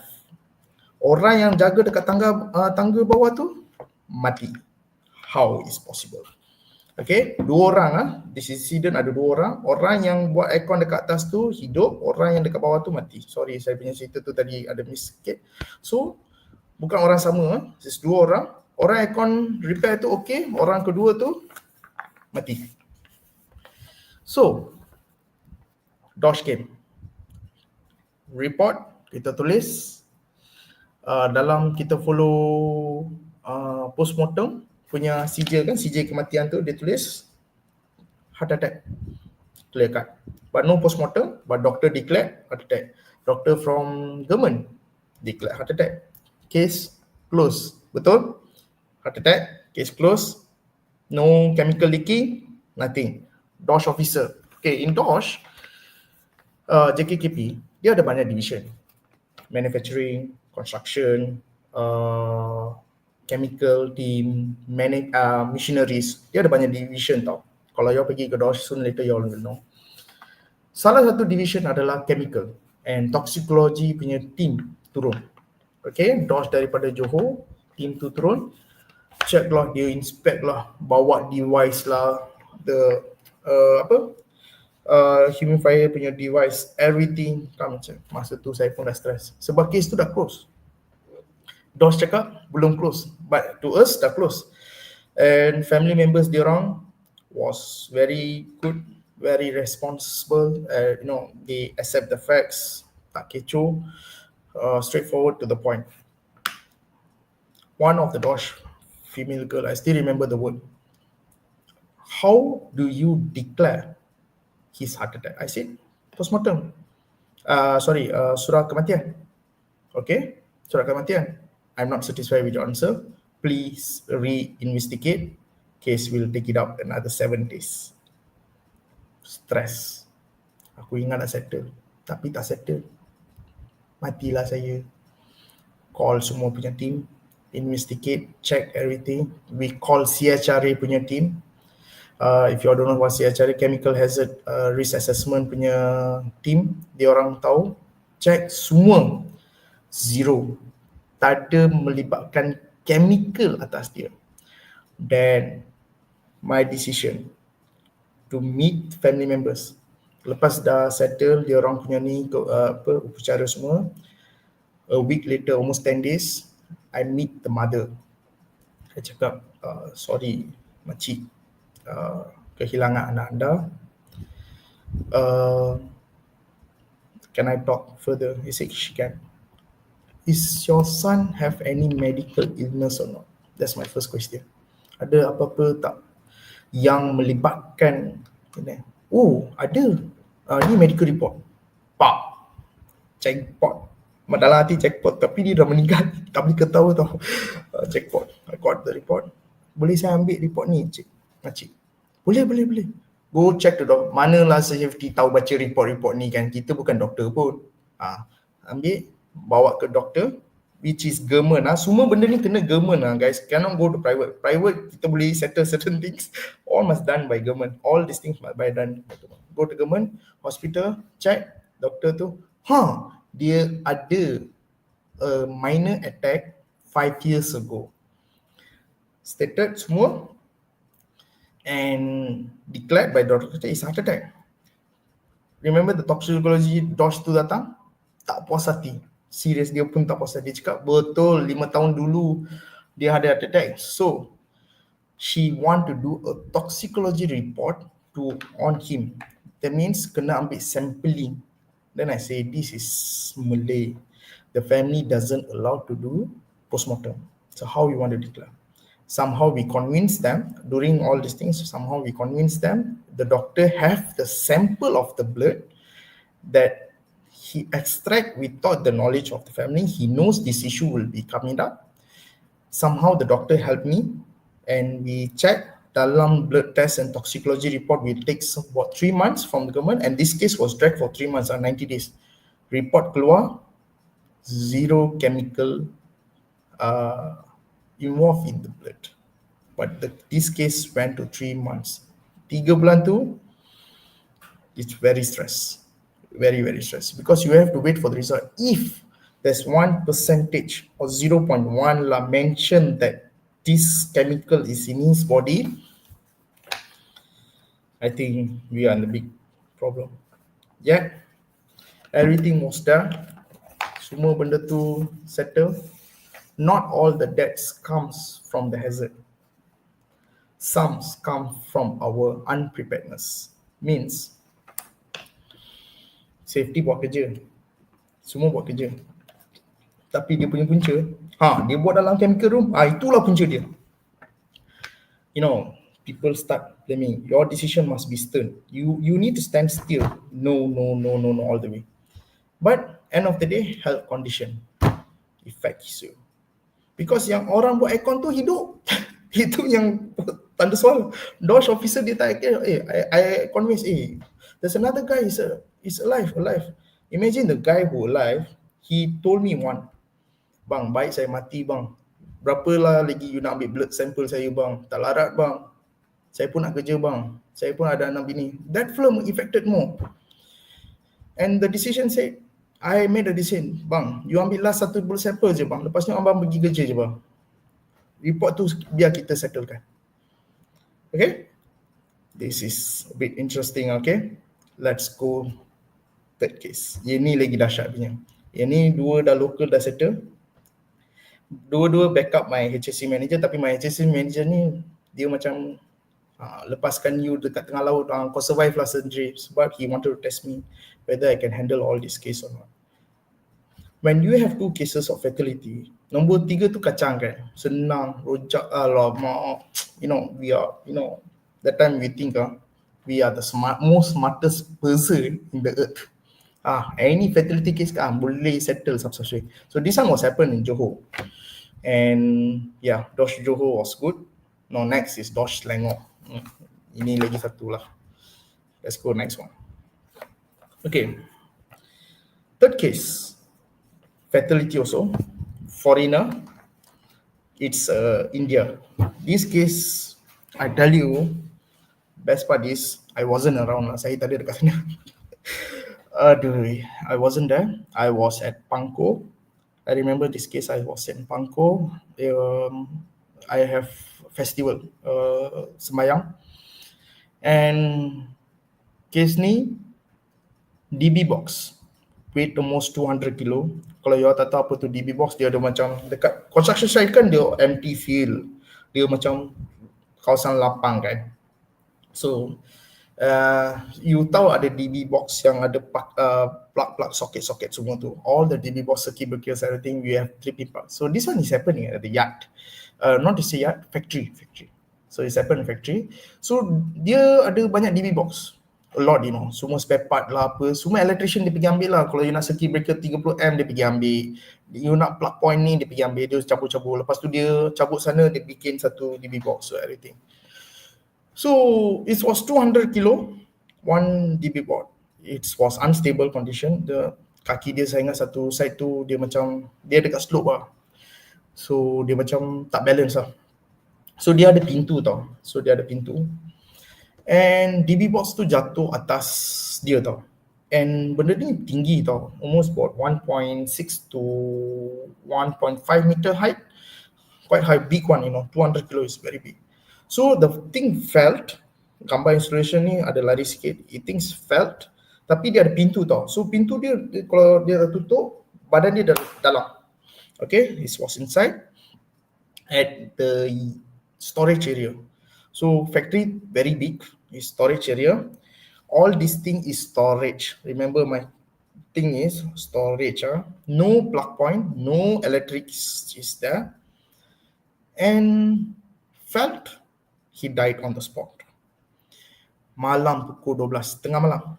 So this thing happens around 11 o'clock something.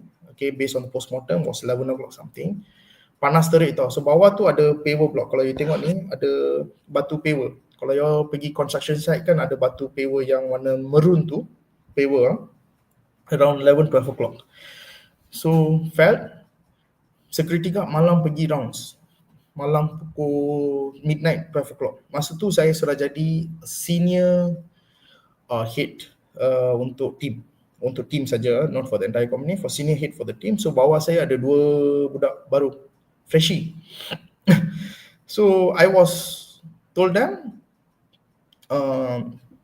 I was in Pangkor, security call, abang, saya nampak ada kaki bawah DB box.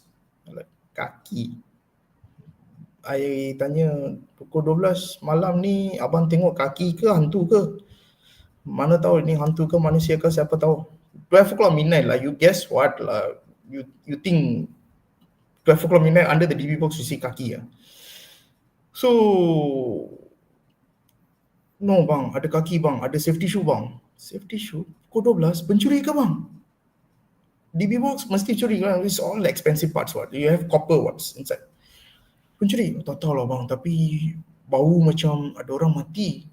Bau mati 12, I in Pangkor. So I call my budak lah.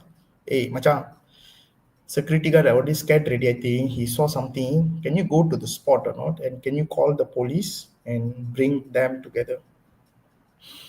Apparently my guys went there almost 1:30 something. Police also arrived around 2 o'clock midnight. Found a body under the DB box and apparently to be our electrician. Mati. So the DB box dia ada plug kan, dia ada switch kan, dia kena dekat dia punya, how to say, dekat chest, and dia punya chest and rib part was broken. It's from India. Apparently he died and badan dia semua bakar. All these things all bakar already. Hangus, barbecue. Okay, macam sate, whatever lah, barbecue ready. And we sent for postmortem. And these guys from India. 2 tu local, kita kubur dekat Malaysia. Ini India. Habis, sudah. Ini case lagi satu yang dahsyat lagi. Went for postmortem, this is happen in Selangor. Okay. Government officer, doctor, declare him died as electrocution. Matilah. When that place, there wasn't have any electrical, no electrocution, tak ada kabel, tak ada apa. Tapi death certificate keluar, electrocution. When the death certificate came to us, we need to submit to DOSH, right? DOSH Selangor said, dah sudah, korang ni declare electrocution. Then my boss said, you never read the death certificate. I said, it's electrocution, boss. They mentioned it's from government hospital. No, we told the DOSH, no, it wasn't electrocution. And the DOSH officer said to me, betul Mugilan, you kena pergi challenge balik dekat clinic, hospital, to say that this is not electrocution. Guess what? I barely can say this. I'm not sure this is recording or not. Government hospital didn't did the proper postmortem. Dia tengok badan dah bakar, dah hangus kan, sebab he was trapped more than 24 hours under the hot sun. So imagine 11 to 6 o'clock, he was barbecuing under the DB box. And you just see his skin telling him is electrocuted. because of the third degree burn. All right, flesh out everything. My guys already trauma lah. I say relax. Dah ada experience kan. Kita cakap dengan dia, okay, relax, keep calm. Let me handle the case because I already had 2 fatality case. So this one is like nothing severe to me. Then I told them, okay, keep calm, don't panic, and settle an altercation. We told to the doctor, either I will sue you or you going to change the report. And he literally changed the report to impact, okay, impact and died on the DB box. On the death certificate, we give the Dosh Langor, case closed. But this is the struggle. You need to pack him to India through mass cargo. It wasn't easy. Sebab you need to call, how to say, siapa tu yang handle date funeral semua kan, you have to call them. Then dia orang kena dekat pasport tu, kalau you tengok India punya pasport belakang tu ada address, you have to call them. India embassy have to notify. That process was take me along almost about 4 days. 4 days, think 5 days lah.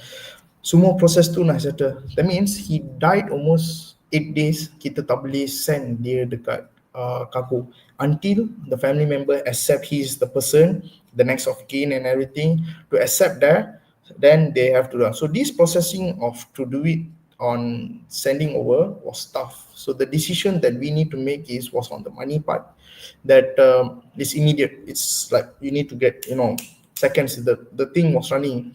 We was pressuring the orang funeral arrangement, please send out immediate. So we have to fly. I have to fly to India to convince them in India that he already passed away. And kecoh tu memang quite severe lah. Like how you watch Indian movies, or dramas, Indian dramas, they are screaming, this one. I was there for 3 days. And same thing, as I told you, the first case, what is the compensation, what is the money looks like and everything. People already die, but they still think about money and everything, that's the most saddest part. And you say, okay, we have this amount of cash, I need one focal person to arrange these things and everything. I was in India for 3 to 4 days, 4 days actually, 4 days in Chennai, and to sort it out everything. And it wasn't easy, like people come and knock your doors in hotels, you cannot sleep. Oh, you killed my son and everything.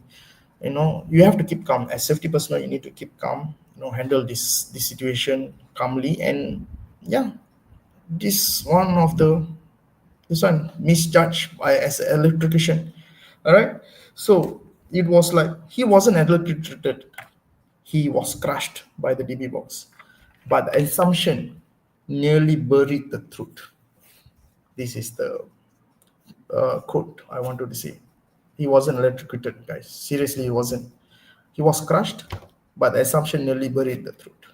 So yeah, there's no body system, there's no supervisions. The misreported due to the assumption by the doctor report given. Investigation wasn't have electrical. Dosh says there wasn't have any cable was laid there. And never assume. Don't ever assume, guys. In safety, you cannot even assume. Inilah punca boleh berlaku. This is supposed to be. No. Always investigate. Okay. This is my third case. Let's go.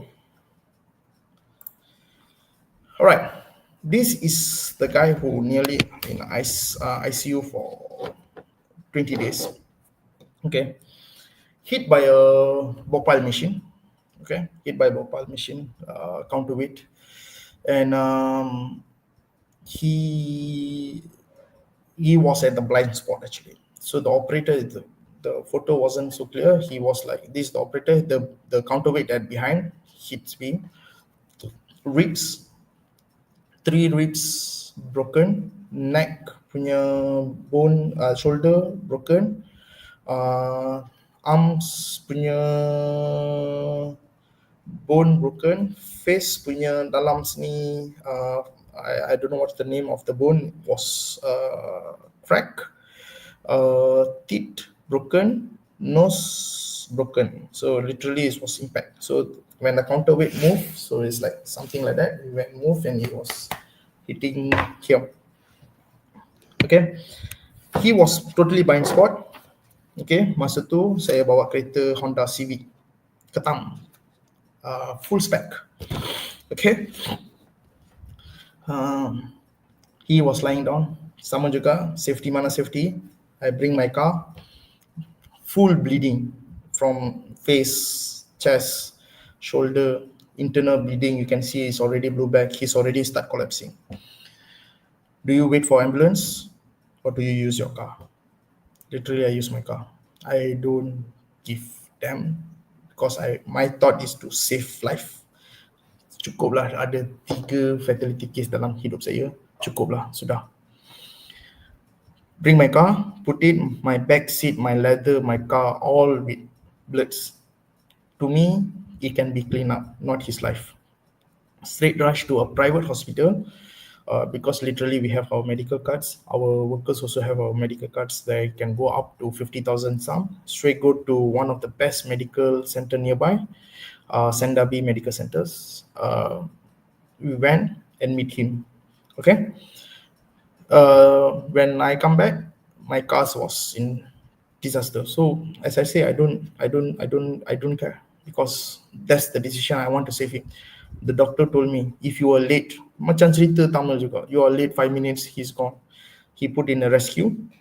This one. But in medical center, there's one weakness point, guys. You need to know. When in government, all these parts injury can satu doktor saja.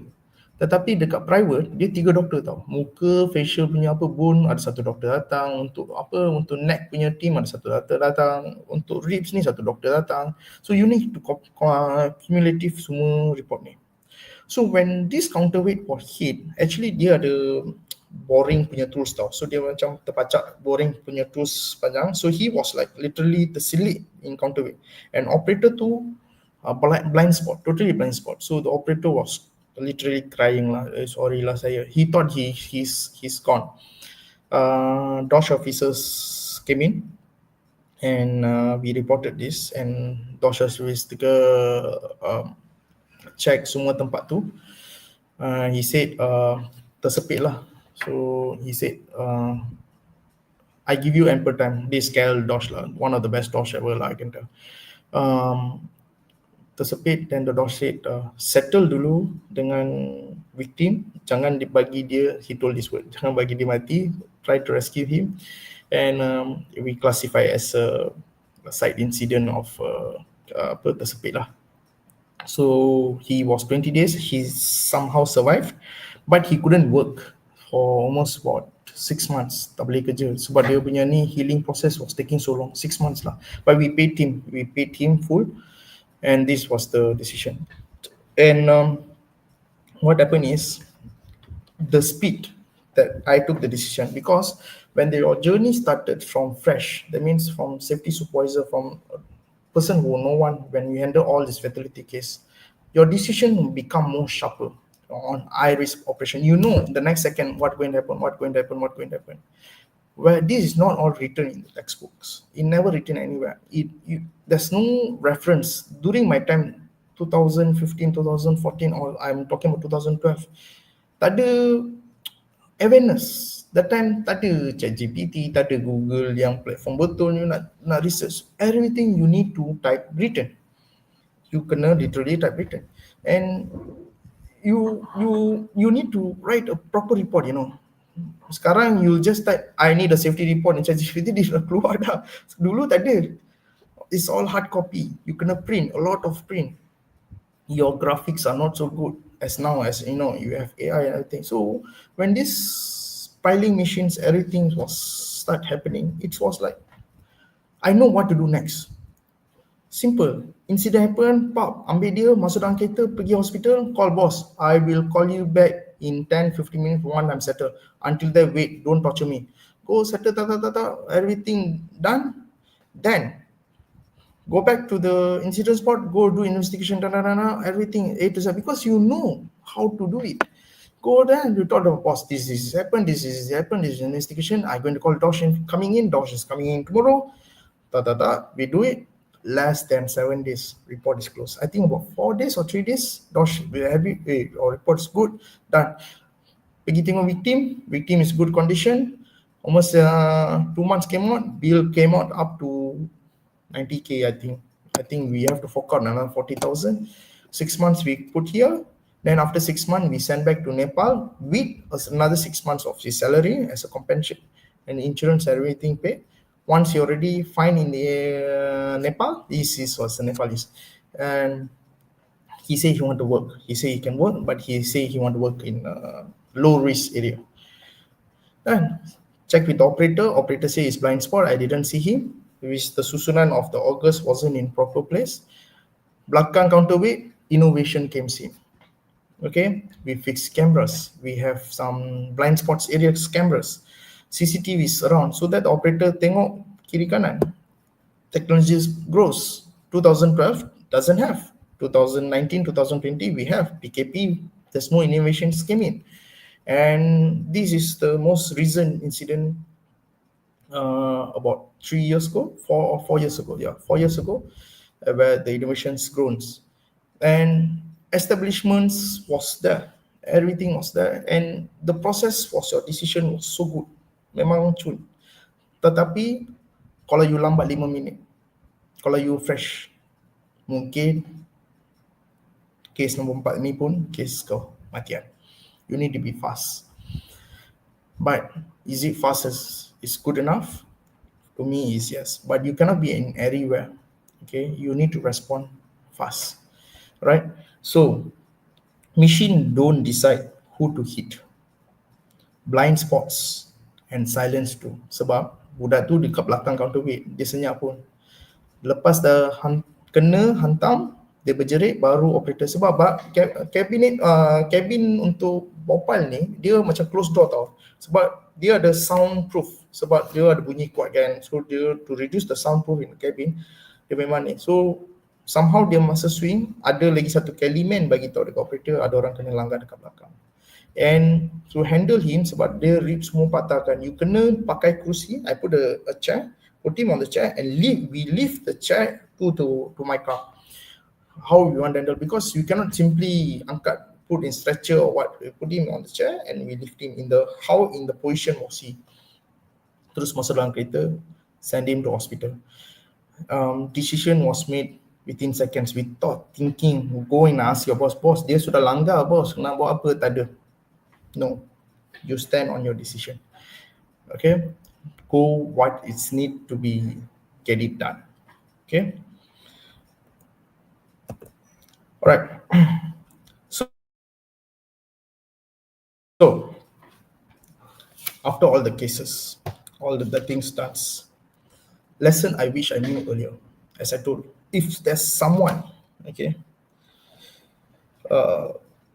to taught me, I will be more happy.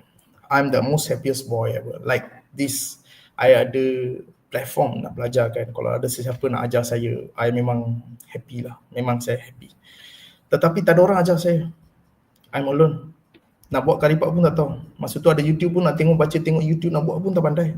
So something like that. No one will teach you. The only thing you feel sad. Okay? As safety personnel, as a new safety officer or safety personnel, don't assume everyone follows the rules. Okay? Sama macam traffic police ada, PDRM ada, still kita tak ada pakai seatbelt, still kita langgar lampu merah, still pergi emergency lane, sama juga. Kalau ada polis baru kita stop. Kalau tak ada polis, so police also say, I tak assume semua orang akan follow the rules, but they will do their part, we do our part. You will panic, yes, guys. Panic is very common. I'm not going to say panic, stay calm, no. Okay, guys. Menangis dulu. Cry as loud you can. You cry lah. I was in Sarawak. Yang first case, we relate to the first case. I was called my mom. Saya menangis. Ma, saya sudah bunuh satu orang, ma. Tak boleh tahan, ma. Saya menangis. Nangislah sekuat-kuat you boleh. Sebab 3 hari tu saya tak makan. And my boss said, you tak makan? Tak makan. Tak selera. Tak boleh makan. Kenapa? Dia dah mati, bukan nak hidup balik. So buat apa yang patut. That's it. That's the only word he said. Eat. Okay, eat, drink water.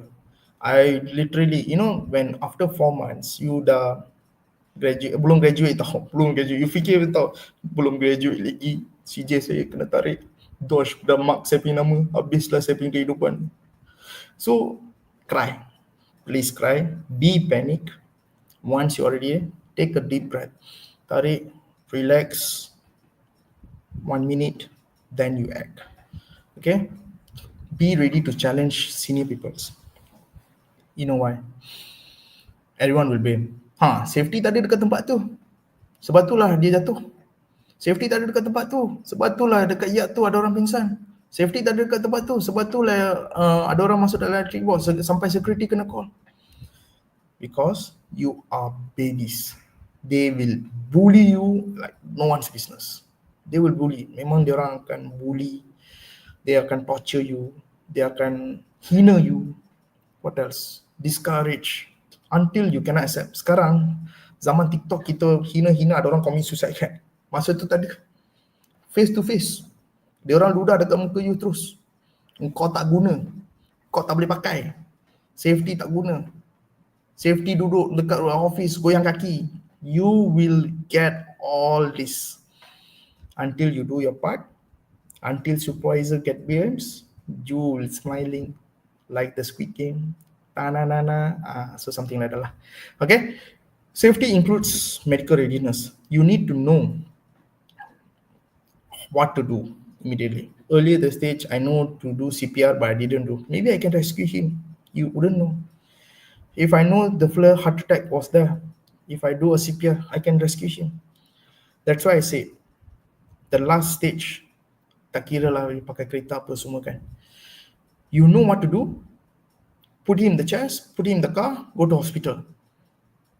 And hospital, before you bring down him, call the doctors. Hey, this fella got rib broke, here broke, there broke. I think suspected, here blew back. Please handle. They know how to handle. Please have lot of knowledge in medicals. See some good series like the autism kid, the doctors one, the series in Netflix or what, or Dr. House. Learn what can happen. Okay. Always investigate the facts. Okay, guys. You don't assume. Don't rely on your emotion. Don't rely on your first impression. You nampak, you judge. Don't ever do this, guys.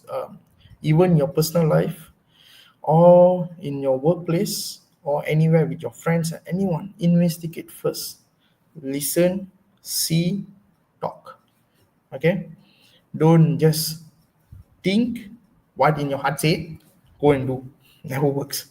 Listen first. What you need to listen. See in your eyes. Then you speak what is right. Okay? Keep your mental SOPs for emergency. That means be always prepared to face anything happens in any time. Now, I'm a safety personnel, right? I'm talking to you now. In my mind, dekat otak saya, I ada 36 site tengah jalan dekat site. I tengah fikir, is my site is safe or not? Not having a luxury time talking to you guys, okay? Not to having a luxury time to talking to you guys, but I'm keeping my mentally strong that in case anything goes there, I need to drop this call. I need in my standby mode, my cars with PPE, everything's equipment. I need to know where I'm going. I need to know where's my call is. Mentally prepared first. Don't last minute tunggal langgang like the first case. I don't know what to do. This is what happens.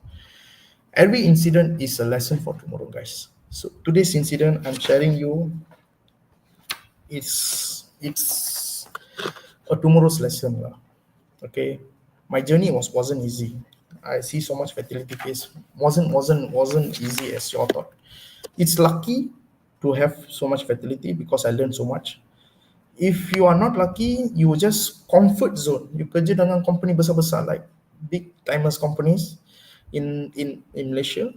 You wouldn't see fatality case because the safety pass is very high. Nowadays, safety is very high. They're one of the best because when you keep the safety pass very high, project duration akan habis cepat. Semua akan pergi smooth. But when your safety part is low and so much incident, you will delay a lot of your works. So every incident you have in your life, keep it in the mind, moving forward, and how to say, um, keep it as the fear. All right. All these cases wasn't uh, always calm or experienced. I panicked, I afraid, but I responded. I learned how fast to act. Notify the right people, document facts, support the teams, and the moment built me into a safety leader I am today to express with you guys.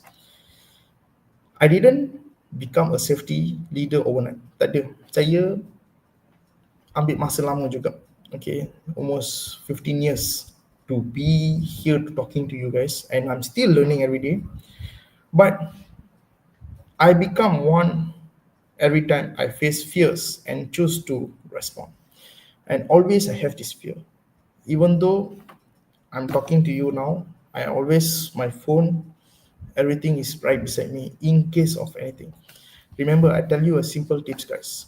Safety personnel's phone is 24/7. Okay? It's customer service line.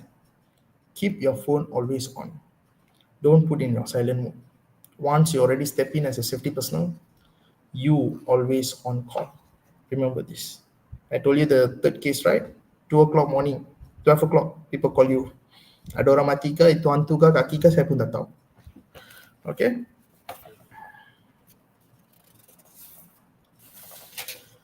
But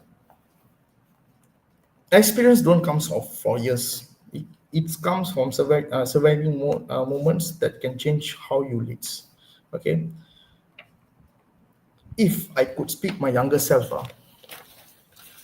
these are the things I wish someone had told me. Because real safety is not about compliance. It's about confidence, awareness, and teamwork. Okay? Don't assume everyone follow the rules, guys. Panic is normal. Action must follow. Challenge is assumptions. Medical emergencies are real. Lone work, strict controls. That means you work in lonely. Okay? Let's go. So, this is my last slide, last two slides ready, guys. Give me another 10 more minutes to complete it. Today, I am proud to say I'm leading 16 HSC managers under me, okay, under the Shell downstream. Okay, so this is my first crew, the top right, that's my another first team I was working. I don't want to share the company names because incident was there with my company names, and this is all with Shells. This, if you see the down bottom photos, is a Dosh Timbalan Pengarah. There's the three photos, right? I was standing the tallest, the left. The middle guy is the Timbalan Pengarah lah. And you can see sebelah gambar tu ada stop work order. Gambar-gambar ni semua real punya gambar, tak ada tipu. Tengok dia bagi stop work order. Ni tape warna merah. This is the Bhopal companies that I work lah. Rain and shine, we are there for you guys to keep safe. Okay, and for downstream, I'm handling 16 PCCs. PCCs maksudnya principal contractors, HSC managers, bawah saya. Tetapi, listen, 16 managers pun ada yang lebih tua daripada saya, ada yang muda daripada saya. Yang lebih tua daripada saya takut. Lebih muda daripada saya lagi saya takut sebab dia orang lagi pandai dalam bookworms. So kita in between of sandwich. Okay. But I still remember every moment of fears, every wrong assumptions, every painful lessons. I have learned to stay ground. Don't act smart. Sorry to use this word. Don't act stupid. Okay. Don't think you know everything in this world, and don't act stupid, pretend you don't know anything. Just keep learning, guys, because no one is above you and no one is below you to step on. We are here to protect lives. Okay. See, in safety lines, even though I have 16 HSC managers, everyone's experience I respect. Just because I'm leading them doesn't mean they have to be my slaves. Okay. certain decision you need to make within them is very tough. You need to be more sharp. You need to be thinking how to do it, how to, don't hurt them. Their decision is wrong. Okay, their point of view is always right. My point of view is always right. Meet them in middle. Okay, build the trust, build the respects, and it's not about your title or rank. How who siapa director lah, siapa ni, tak ada benda macam tu. Okay, it's not like we are running a politician here, prime minister. No, we are team. Everyone safety. If the first says something, must accept. If it's like our parents lah, ayah cakap something, kita kena setuju. Suka ke tak suka, kena setuju. You tahu kenapa saya cakap benda ni?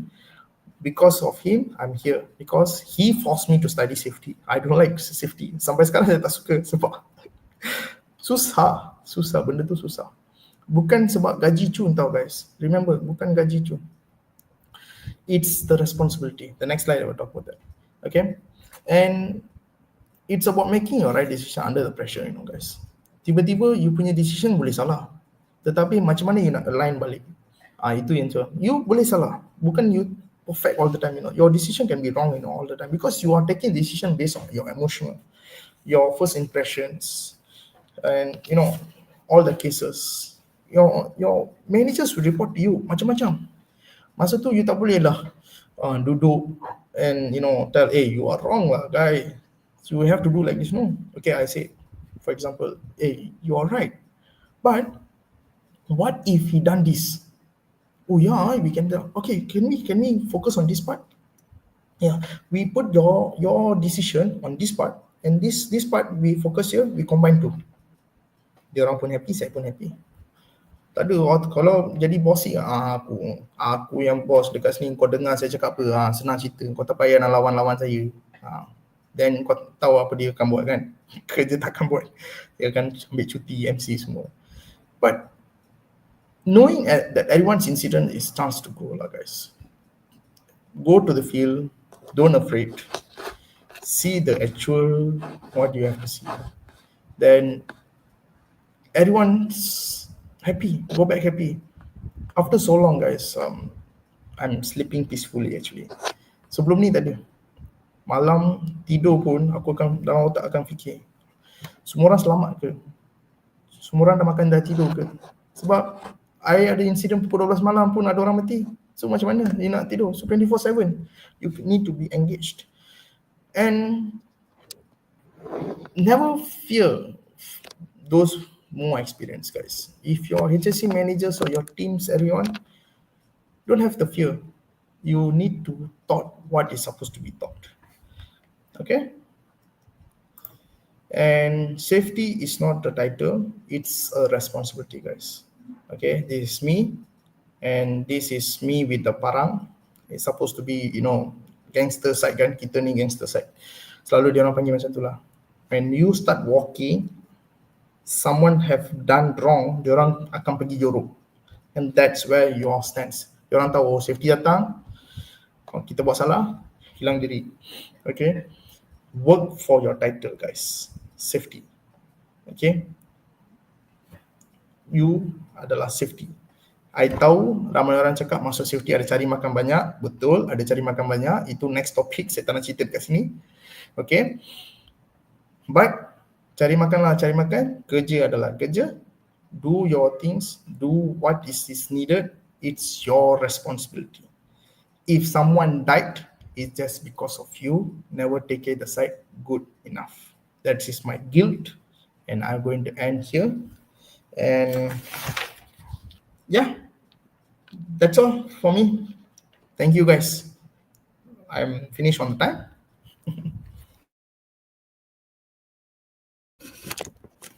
We can go for question section.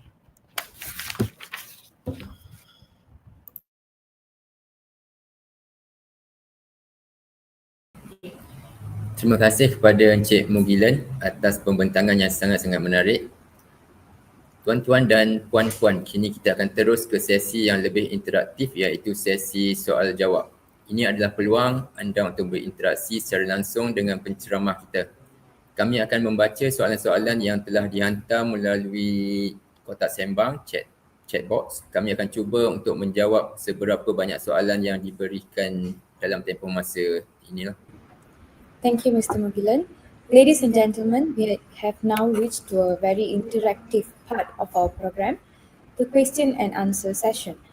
This is your opportunity to engage directly with our speakers. We will now read questions that are submitted through the chat box. We will do our best to address as many questions as time permits.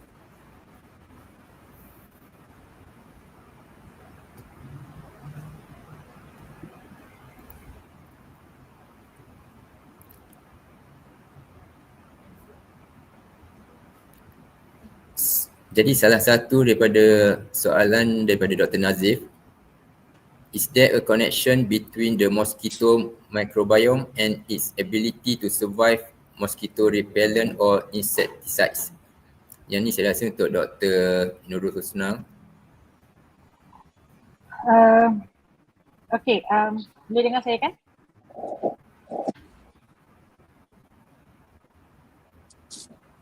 Alright, this one is actually not my field of expertise, tapi saya boleh jawab in terms of as a basis. Yes, as a researcher, we believe that there is a connection between the mosquito microbiome and also the ability to survive, because of currently the resistant management in mosquitoes is quite important in most of the country yang have a yang currently practice a vector control. So yeah, actually this is another room yang kita tengok sama ada this is whether this method can help, and then is there anything that we can do to overcome the problems of the resistance in the mosquito. Tapi yang ni for the time being, I think the focus is more on kepada stock pest yang macam yang very important dekat dalam macam kutu beras and something, dan juga flies and also mosquito. Itu yang critical sekarang. Yang lain tu saya tak pernah tengok lagi, tapi this one is actually another area, another grey area yang kita tengah kaji lah. Especially dekat Malaysia pun kita tengah buat benda ni. Okay, back to you, MC.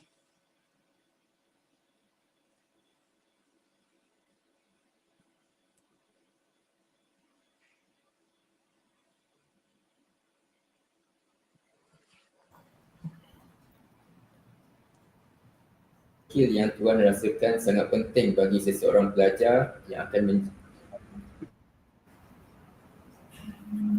apa skill yang tuan rasakan sangat penting bagi seseorang pelajar yang akan menjadi safety officer di masa depan? Soalan untuk Encik Mugilan. Soalan payah pula, skill pula dia orang tanya.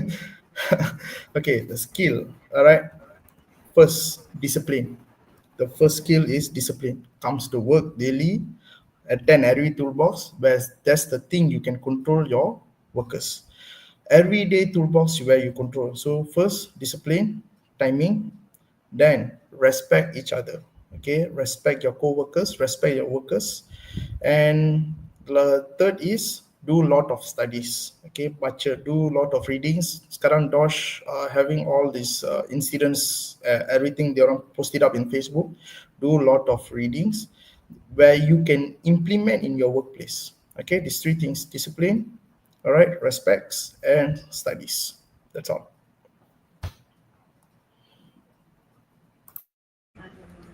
We will move on to the next question.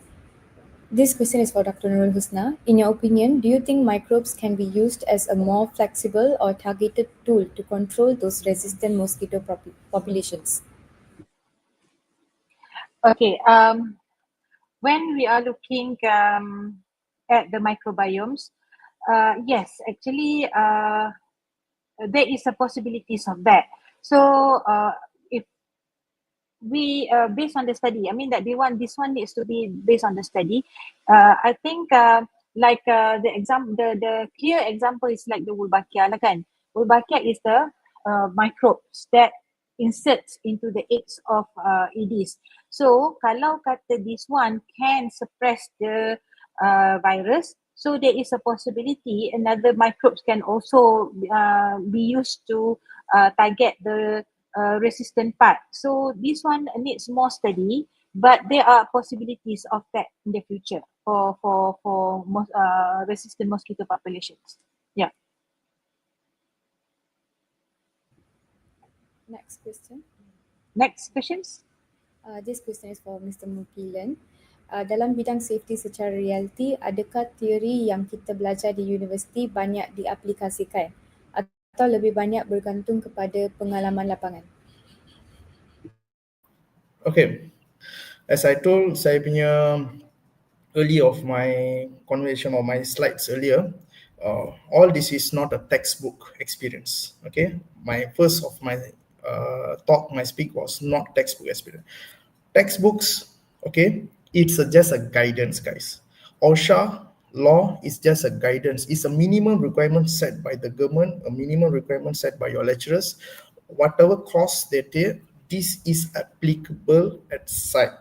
But your experience that you need to combine dekat tempat dekat site tu, you need to combine with your experience.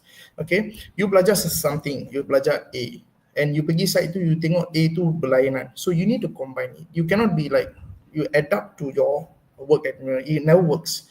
Okay, it never works. Based on my experience, it never works. So theoretically, is the SOP, GHA, hierarchy, method statement, semua ada dekat sana. But how do you want to apply to your workplace according to Bangladeshi, Nepal, whatever is it, to understand the workspace is quite difficult. That's the challenge comes in. Okay, and whatever you can write in paper, you can write so many things. Whatever you learn, you can score 4 flat. It's good enough for you. But when you come with a bookworm theory to your workplace and you feel frustration, you akan rasa macam apa yang saya belajar ni tak relate. No, it's different. There's a different game war. Whatever you studied, you need to bring your knowledge to apply at workspace based on that kind of war zone there. Okay?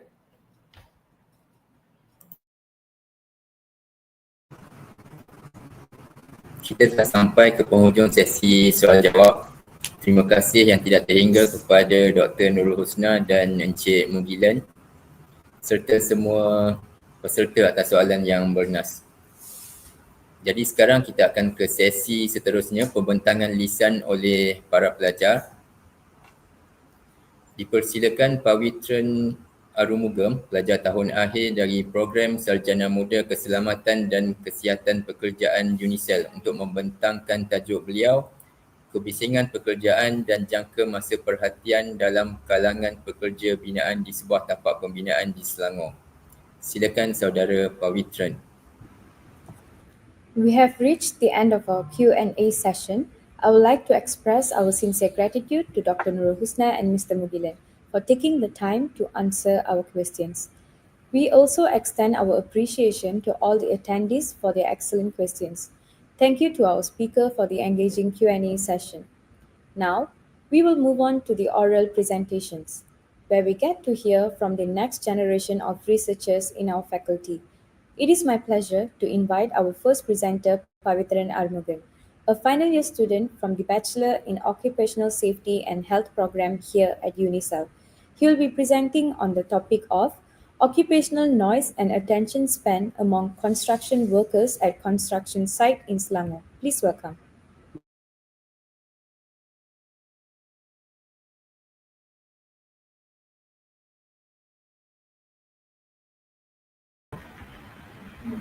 A very good day to our esteemed Dean of the Faculty of Health Sciences, Mr. Muhammad Syarif Dali Mahal, respected lecturers, invited speakers, fellow students, and all viewers who have been with us from the beginning. I am truly honored to stand here today as the presenter for the 19th Undergraduate Colloquium on Health Sciences 2025. I am Pavitran Arumugan from the Faculty of Health Sciences, University of Selangor. Today, I will present my research entitled Occupational Noise and Attention Span Among Construction Workers at a Construction Site in Selangor. This study explores the potential effect of occupational noise exposure on cognitive function, especially on attention span, among workers in high-risk environments like construction sites. So let's begin with my contents. Here I would like to show my contents slide. First one, I will start with introduction, objectives, methodology, result, discussion, conclusion, references, and finally will be my acknowledgement. Occupational Occupational noise is defined as unwanted sound in the workplace that may impair hearing. According to Department of Occupational Safety and Health, occupational noise is a physical hazard that can lead to hearing impairment and other health risks. However, based on Industrial Code of Practice in 2019, noise is already considered excessive at 82 decibels and requires action from employers to implement the control measures. The Occupational Safety and Health Noise Exposure Regulations in 2019 states that exposure above 85 decibels for 8 hours is considered as harmful. Attention span refers to the duration an individual can stay focused on a task without becoming distracted. According to Jinjing, in 2021, attention span is essential for workplace safety, productivity, and accuracy, and construction noise can negatively impact concentrations during work. A reduced attention span may cause mistakes or slow response in dangerous environments.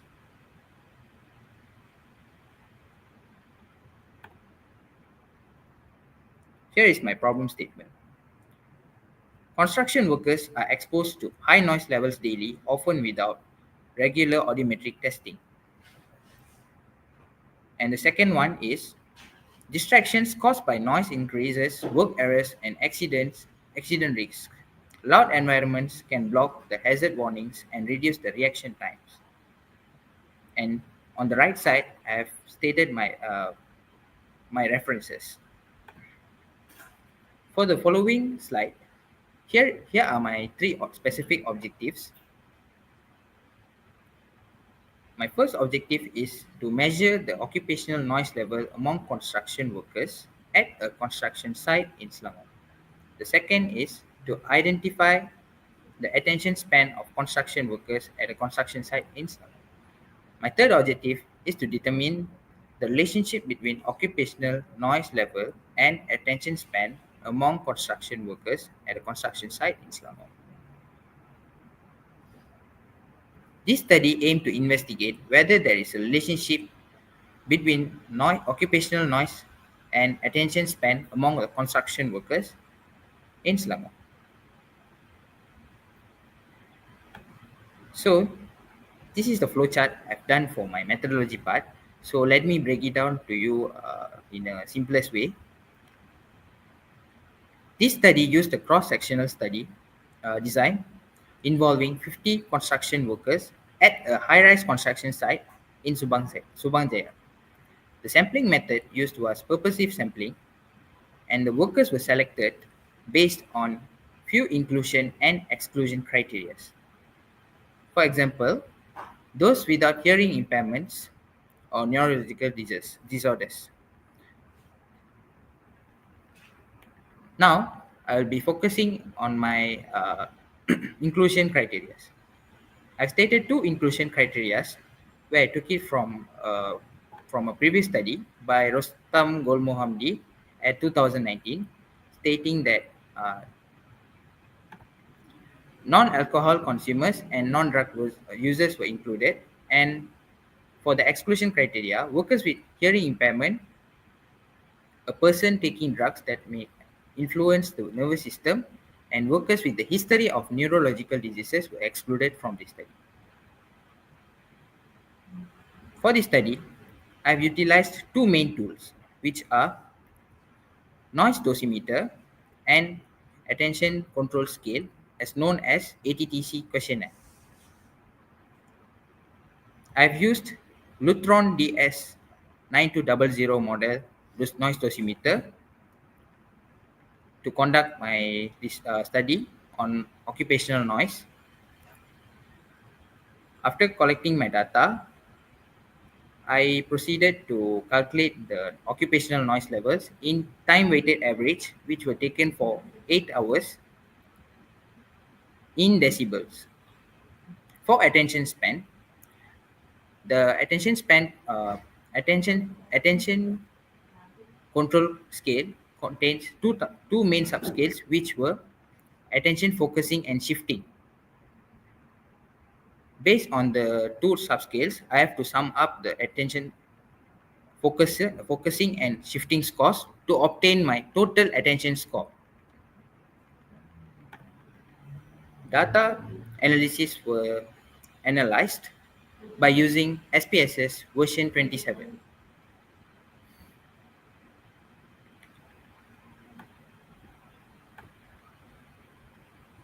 Based on my results obtained, my first objective was achieved by stating it in my table as mean SD, and for second as well into mean SD. Finally, for my third objective, I had to use Pearson correlation. For the result, here is my first table showing the parameter of occupational noise level among the construction workers, and the mean level shows at 88.85 and the SD shows 1.823. The second table shows the parameter of attention focusing, shifting, and the total attention scores mean obtained from the study. The attention total scores obtained were 54.6 and the standard deviation is 4.14.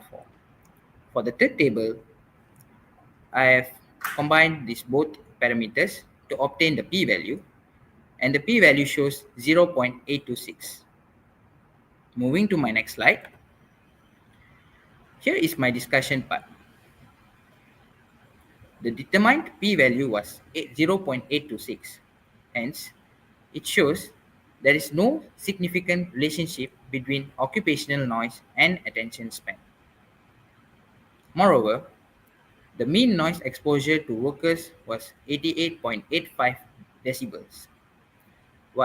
Meanwhile, it exceeded the permissible exposure limit, which is 85 decibels, and it also exceeded the excessive noise limit, which is 82 decibels. It shows this may not have been high enough to impact the worker's attention span. To support my study, I've added a previous article. According to Muhammad Jawad Jafari in 2019, attention span impairment occurred at noise levels when it was above than 95 decibels. Hence, the mean attention scores started to decline significantly when the noise levels were kept up to 95 decibels. And also, based on my own observations at the site, attention span remained unaffected because the effective noise management practices were implemented. For example, regular machinery maintenance was conducted by the Safety and Health Department using proper checklists. And they also implemented job rotations to the workers to reduce their continuous noise exposure levels. Hence, such measures may have contributed to maintain the workers' attention span despite high noise levels. So, here is my conclusion. I would like to conclude that the study found no significant relationship between occupational noise and attention span among construction workers. All research objectives were successfully achieved. The hypothesis was rejected as no significant relationship was observed. Although the recorded noise levels exceeded the PEL, which is the permissible exposure limit of 85 decibels, the attention span scores remained unaffected. This shows that occupational noise does not significantly affect the attention span of the workers in this study. And also, here are my references that I've used along the study. And finally, I would like to express my sincere appreciation to the Faculty of Health Sciences of University Selangor for their guidance and support throughout this study. And special thanks also goes to the management of the participating construction site for their cooperation during this study. That's all from me. Thank you. Terima kasih kepada Pak Vitron atas pembentangan yang menarik. Kita teruskan sesi pembentangan lisan dengan menjemput Janisha Angeline John, pelajar tahun akhir dari program Ijazah Sarjana Muda Sains Bioperubatan di Universiti Selangor. Beliau akan membentangkan projek tahun akhir beliau dengan tajuk menganalisis kepentingan nilai MCH untuk membezakan thalassemia alpha plus dan alpha sifar dalam diagnostik saringan thalassemia. Dipersilakan Saudari Janisha. Thank you, Pavitran, for that excellent presentation. Moving on with our oral presentation session, our next presenter is Janisha Angeline John, a final year student pursuing her degree in biomedical science at University Selangor. She will be presenting her final year project on the topic of analyzing the significance of MCH value for distinguishing alpha plus and alpha zero thalassemia in thalassemia screening diagnostics. Please welcome Janisha.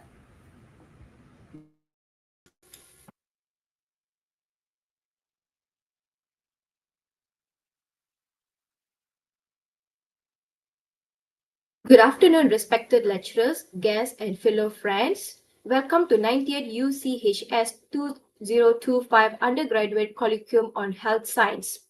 My name is Janisha Angeline John, and today I'll be presenting my research title, Analyzing the Significance of MCH Value for Distinguishing Alpha Plus and Alpha Zero Thalassemia in Thalassemia Screening Diagnostics.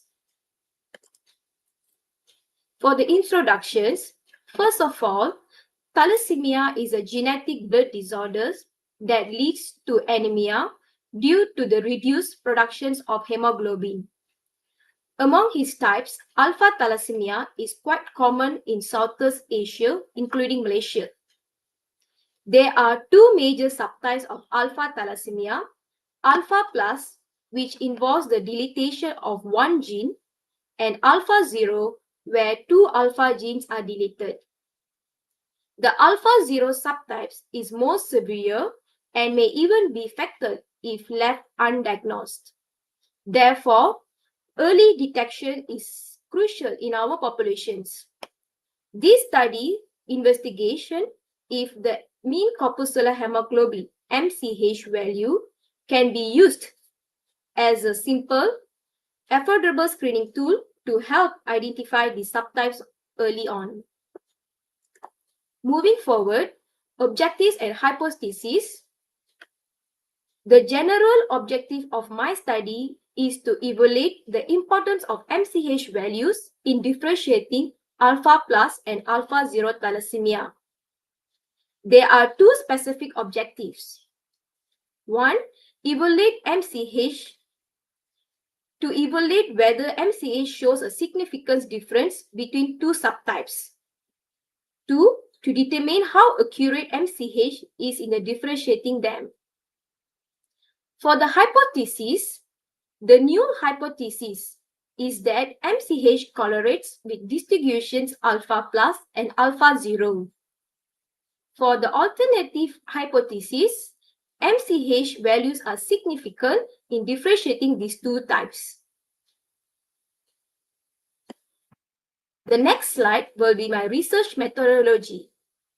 This study used a retrospective cross-sectional design and data was collected at Premium Integrated Lab in Malaysia. A total of 100 patient samples aged between 18 to 99 were included.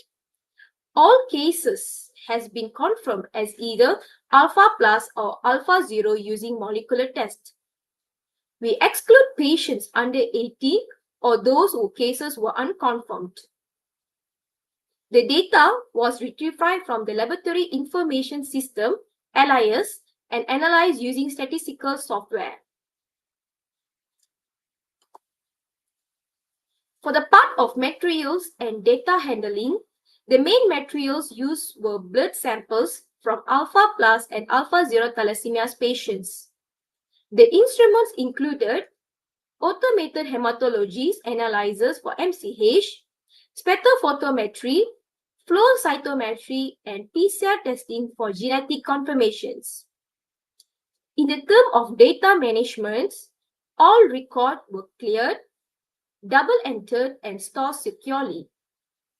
Strictly confidentiality protocols were followed, with only authorized personnel accessing the data.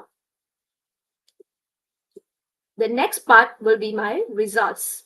Here are the main findings of the results. The mean MCH for alpha thalassemia was more than 23.5 per G, while for alpha 0, it was less 23.5 per G. The difference was found to be statistically significant with a p-value of less than 0.001. Crowbatch alpha was 0.812, which indicates high reliability in the measurements. Using logistic regressions, we found that MCH alone could explain 49.1% of the variance in the distributions between the two subtypes. For the discussions part, from the analysis, I can conclude that MCH is significantly lower in patients with alpha 0 thalassemia, aligning with its more severe nature. There is a positive correlation between MCH and MCV, meaning they both decrease together. ANOVA and logistic regressions supported the diagnostic value of MCH. When MCH is combined with MCV, diagnostic accuracies improve further. Therefore, MCH has potential as a reliable, low-cost early screening tool. In the conclusions, MCH values are significantly different between alpha plus and alpha 0 thalassemia. MCH can be considered a reliable indicator to help identify the thalassemia subtype. As for recommendations, MCH should be used as a first-line screening markers in thalassemia testing, especially in resources-limited settings. This, to ensure accuracies, it should be used together with MCV in the preliminary screening. Thank you. Thank you to the viewers and thank you to the Premium Integrated Lab for providing data accesses and to my supervisors for the guidance. Thank you very much for your time and attention.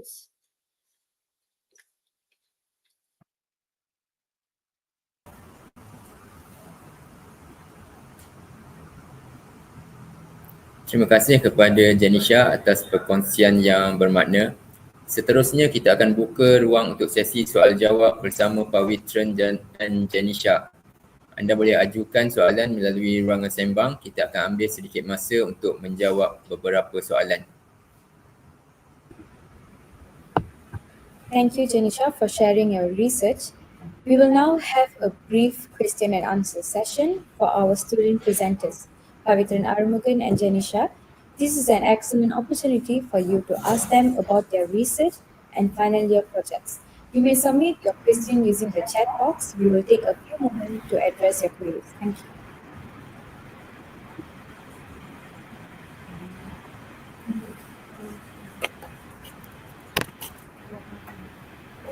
Jadi soalan yang pertama, what is the most memorable moment that you can forget while conducting this study?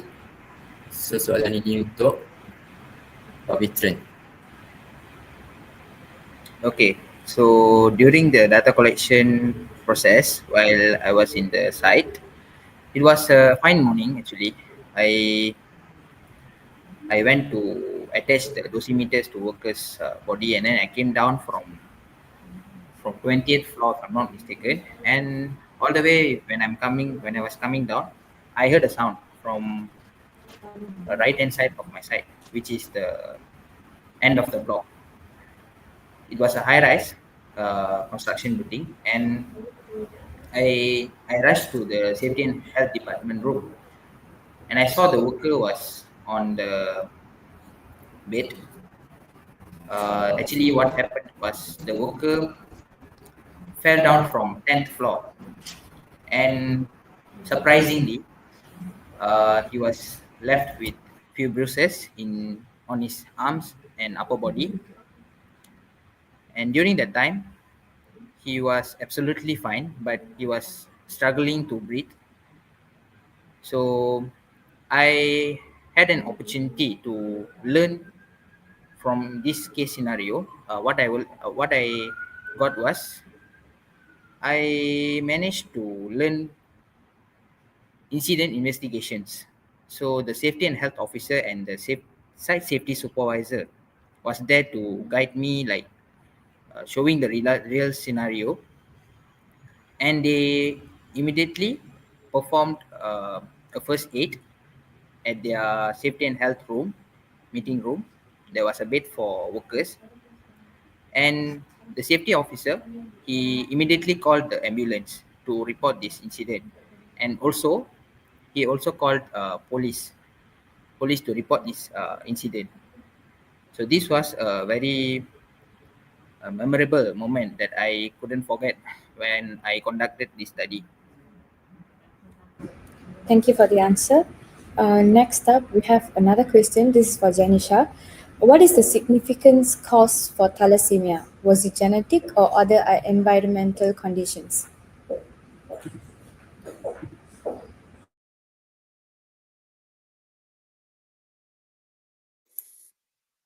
Okay, I'm welcoming the questions. I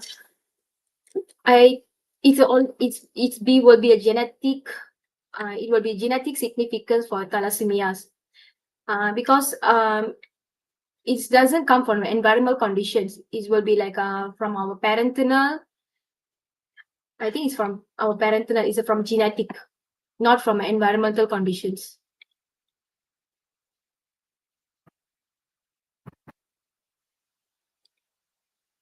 Well, did I answer the questions?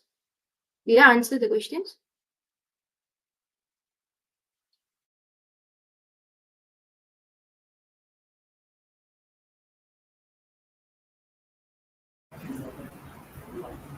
Kita telah sampai ke penghujung sesi. Maafkan saya, ada lagi satu soalan untuk Pavitran. How did you ensure that the inclusion criteria were properly followed during data collection? For Pavitran. Okay, thanks for the question. I actually, every time I collect my data, I personally interview the workers, whether to confirm that all the participants, whether they have consumed alcohol or any drugs they have used. Only those who were confirmed they didn't consume alcohol and didn't take any drugs, only they were included into this study. Thank you.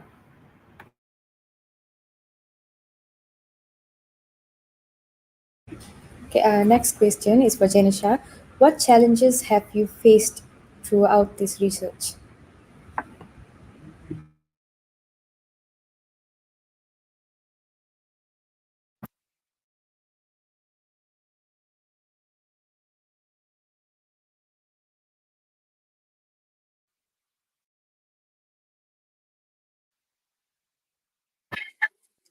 Okay. One of the challenges that I've been through is collecting the data, because I have to collect using three analyzers, which is for the FB6 count, for the PCR testings, to the confirmation of the thalassemia, So the challenges was data collecting. So that is the main challenges I've been go through, because I have to collect from few instruments with requesting the managers to whether I can go in and check. So that was the main challenges I have been go through.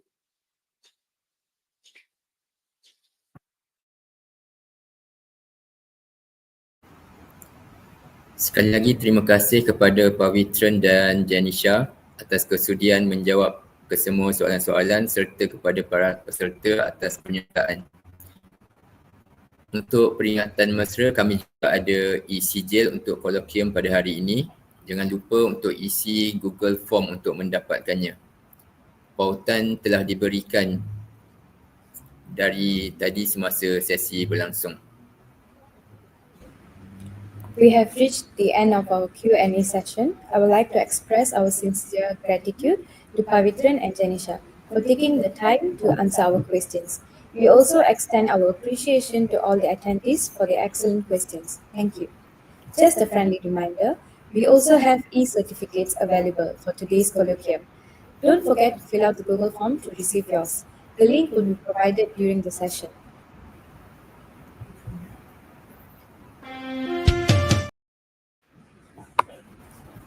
Tuan-tuan dan puan-puan, yang dihormati Tuan Dekan, para penceramah jemputan, para pensyarah serta pelajar-pelajar yang dikasihi, kini kita berada di penghujung e-Colloquium Fakulti Sains Kesihatan Universiti Selangor. Satu hari yang sangat bermakna dan penuh dengan ilmu. Bagi pihak seluruh jawatan kuasa penganjur, saya ingin mengucapkan setinggi-tinggi penghargaan kepada semua yang telah menjayakan program ini. Ucapan khas kepada Tuan Dekan kita, Tuan Muhammad Syarif Dali Mahat, atas ucapan perasmian yang membakar semangat serta sokongan yang tidak berbelah bagi kepada kami semua. Terima kasih juga kepada Dr. Nurul Husna dan Encik Mugilan atas perkongsian ilmu dan kepakaran yang amat berharga. Tahniah juga kepada Pavitran dan Janisha atas pembentangan yang berkualiti tinggi. Anda adalah masa depan bidang ini. Juga terima kasih kepada semua peserta atas penlibatan anda. Buah cempedak di luar pagar, ambil galah tolong jolokkan. Ilmu dicurah dari penawar, terima kasih kami ucapkan. Semoga ilmu dan inspirasi yang diperolehi hari ini terus mendorong kita dalam penyelidikan dan kerjaya masing-masing. Kami harap dapat bertemu anda lagi dalam perhimpunan ilmiah yang akan datang. Dengan itu, saya dengan rasminya menutup e-Colloquium UCHS ke-19. Terima kasih. Ladies and gentlemen, esteemed Dean, distinguished speakers, academics, and our dedicated students, we have now reached the end of our e-Colloquium for the Faculty of Health Sciences, University Selangor. What a truly enriching and memorable day it has been. On behalf of the entire organizing committee, I would like to express our deepest gratitude to every single person who contributed to the success of this event. A special thank you to our esteemed Dean, Mr. Muhammad Syarif Dali Mahat, for his inspiring officiating speech and unwavering support for this colloquium. To our brilliant keynote speakers, Dr. Nurul Husna and Mr. Mugilan, thank you for sharing your invaluable expertise and groundbreaking insights. Your presentations have not only enlightened us, but also have provided a clear vision for the future of health and safety research in Malaysia. A heartfelt congratulations to our student oral presenters, Pavitran and Janisha. Your presentations demonstrated the high standard of research being conducted here at UNICEF, and you are truly the future of our field. Thank you for your hard work and dedication. We also extend our sincere appreciation to all the participants for your active engagement during Q&A sessions. As we conclude, let us carry the knowledge and inspiration gained today forward in our own research and professional endeavors. We hope to see you again at our next scientific gathering. Thank you once again for your presence and participation. With that, I officially conclude the 19th UCHS e-Colloquium today. Thank you.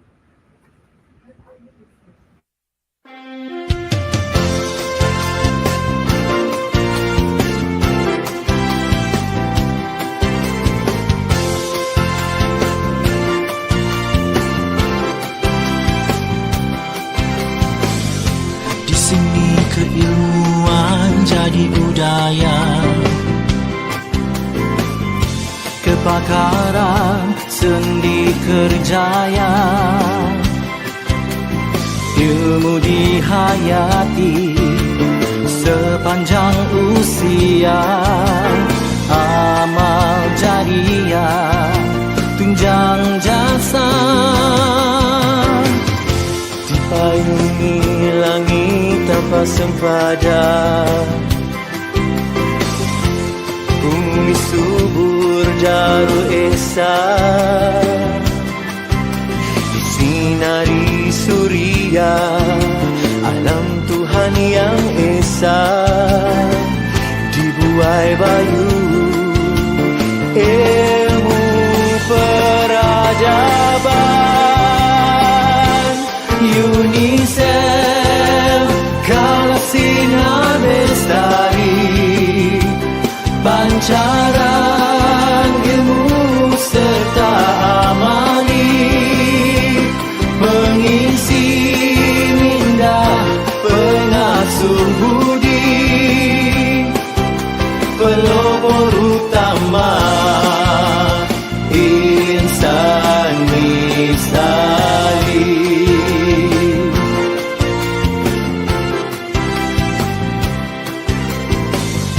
Kau umpama pohon nan rimbun, tumbuh subur teguh beruntun, jati diri hidup berukun, tahan uji turun temurun. UNICEF kawal sinar bestari, pancaran ilmu serta amali, pengisi minda pengasuh budi, pelopor utama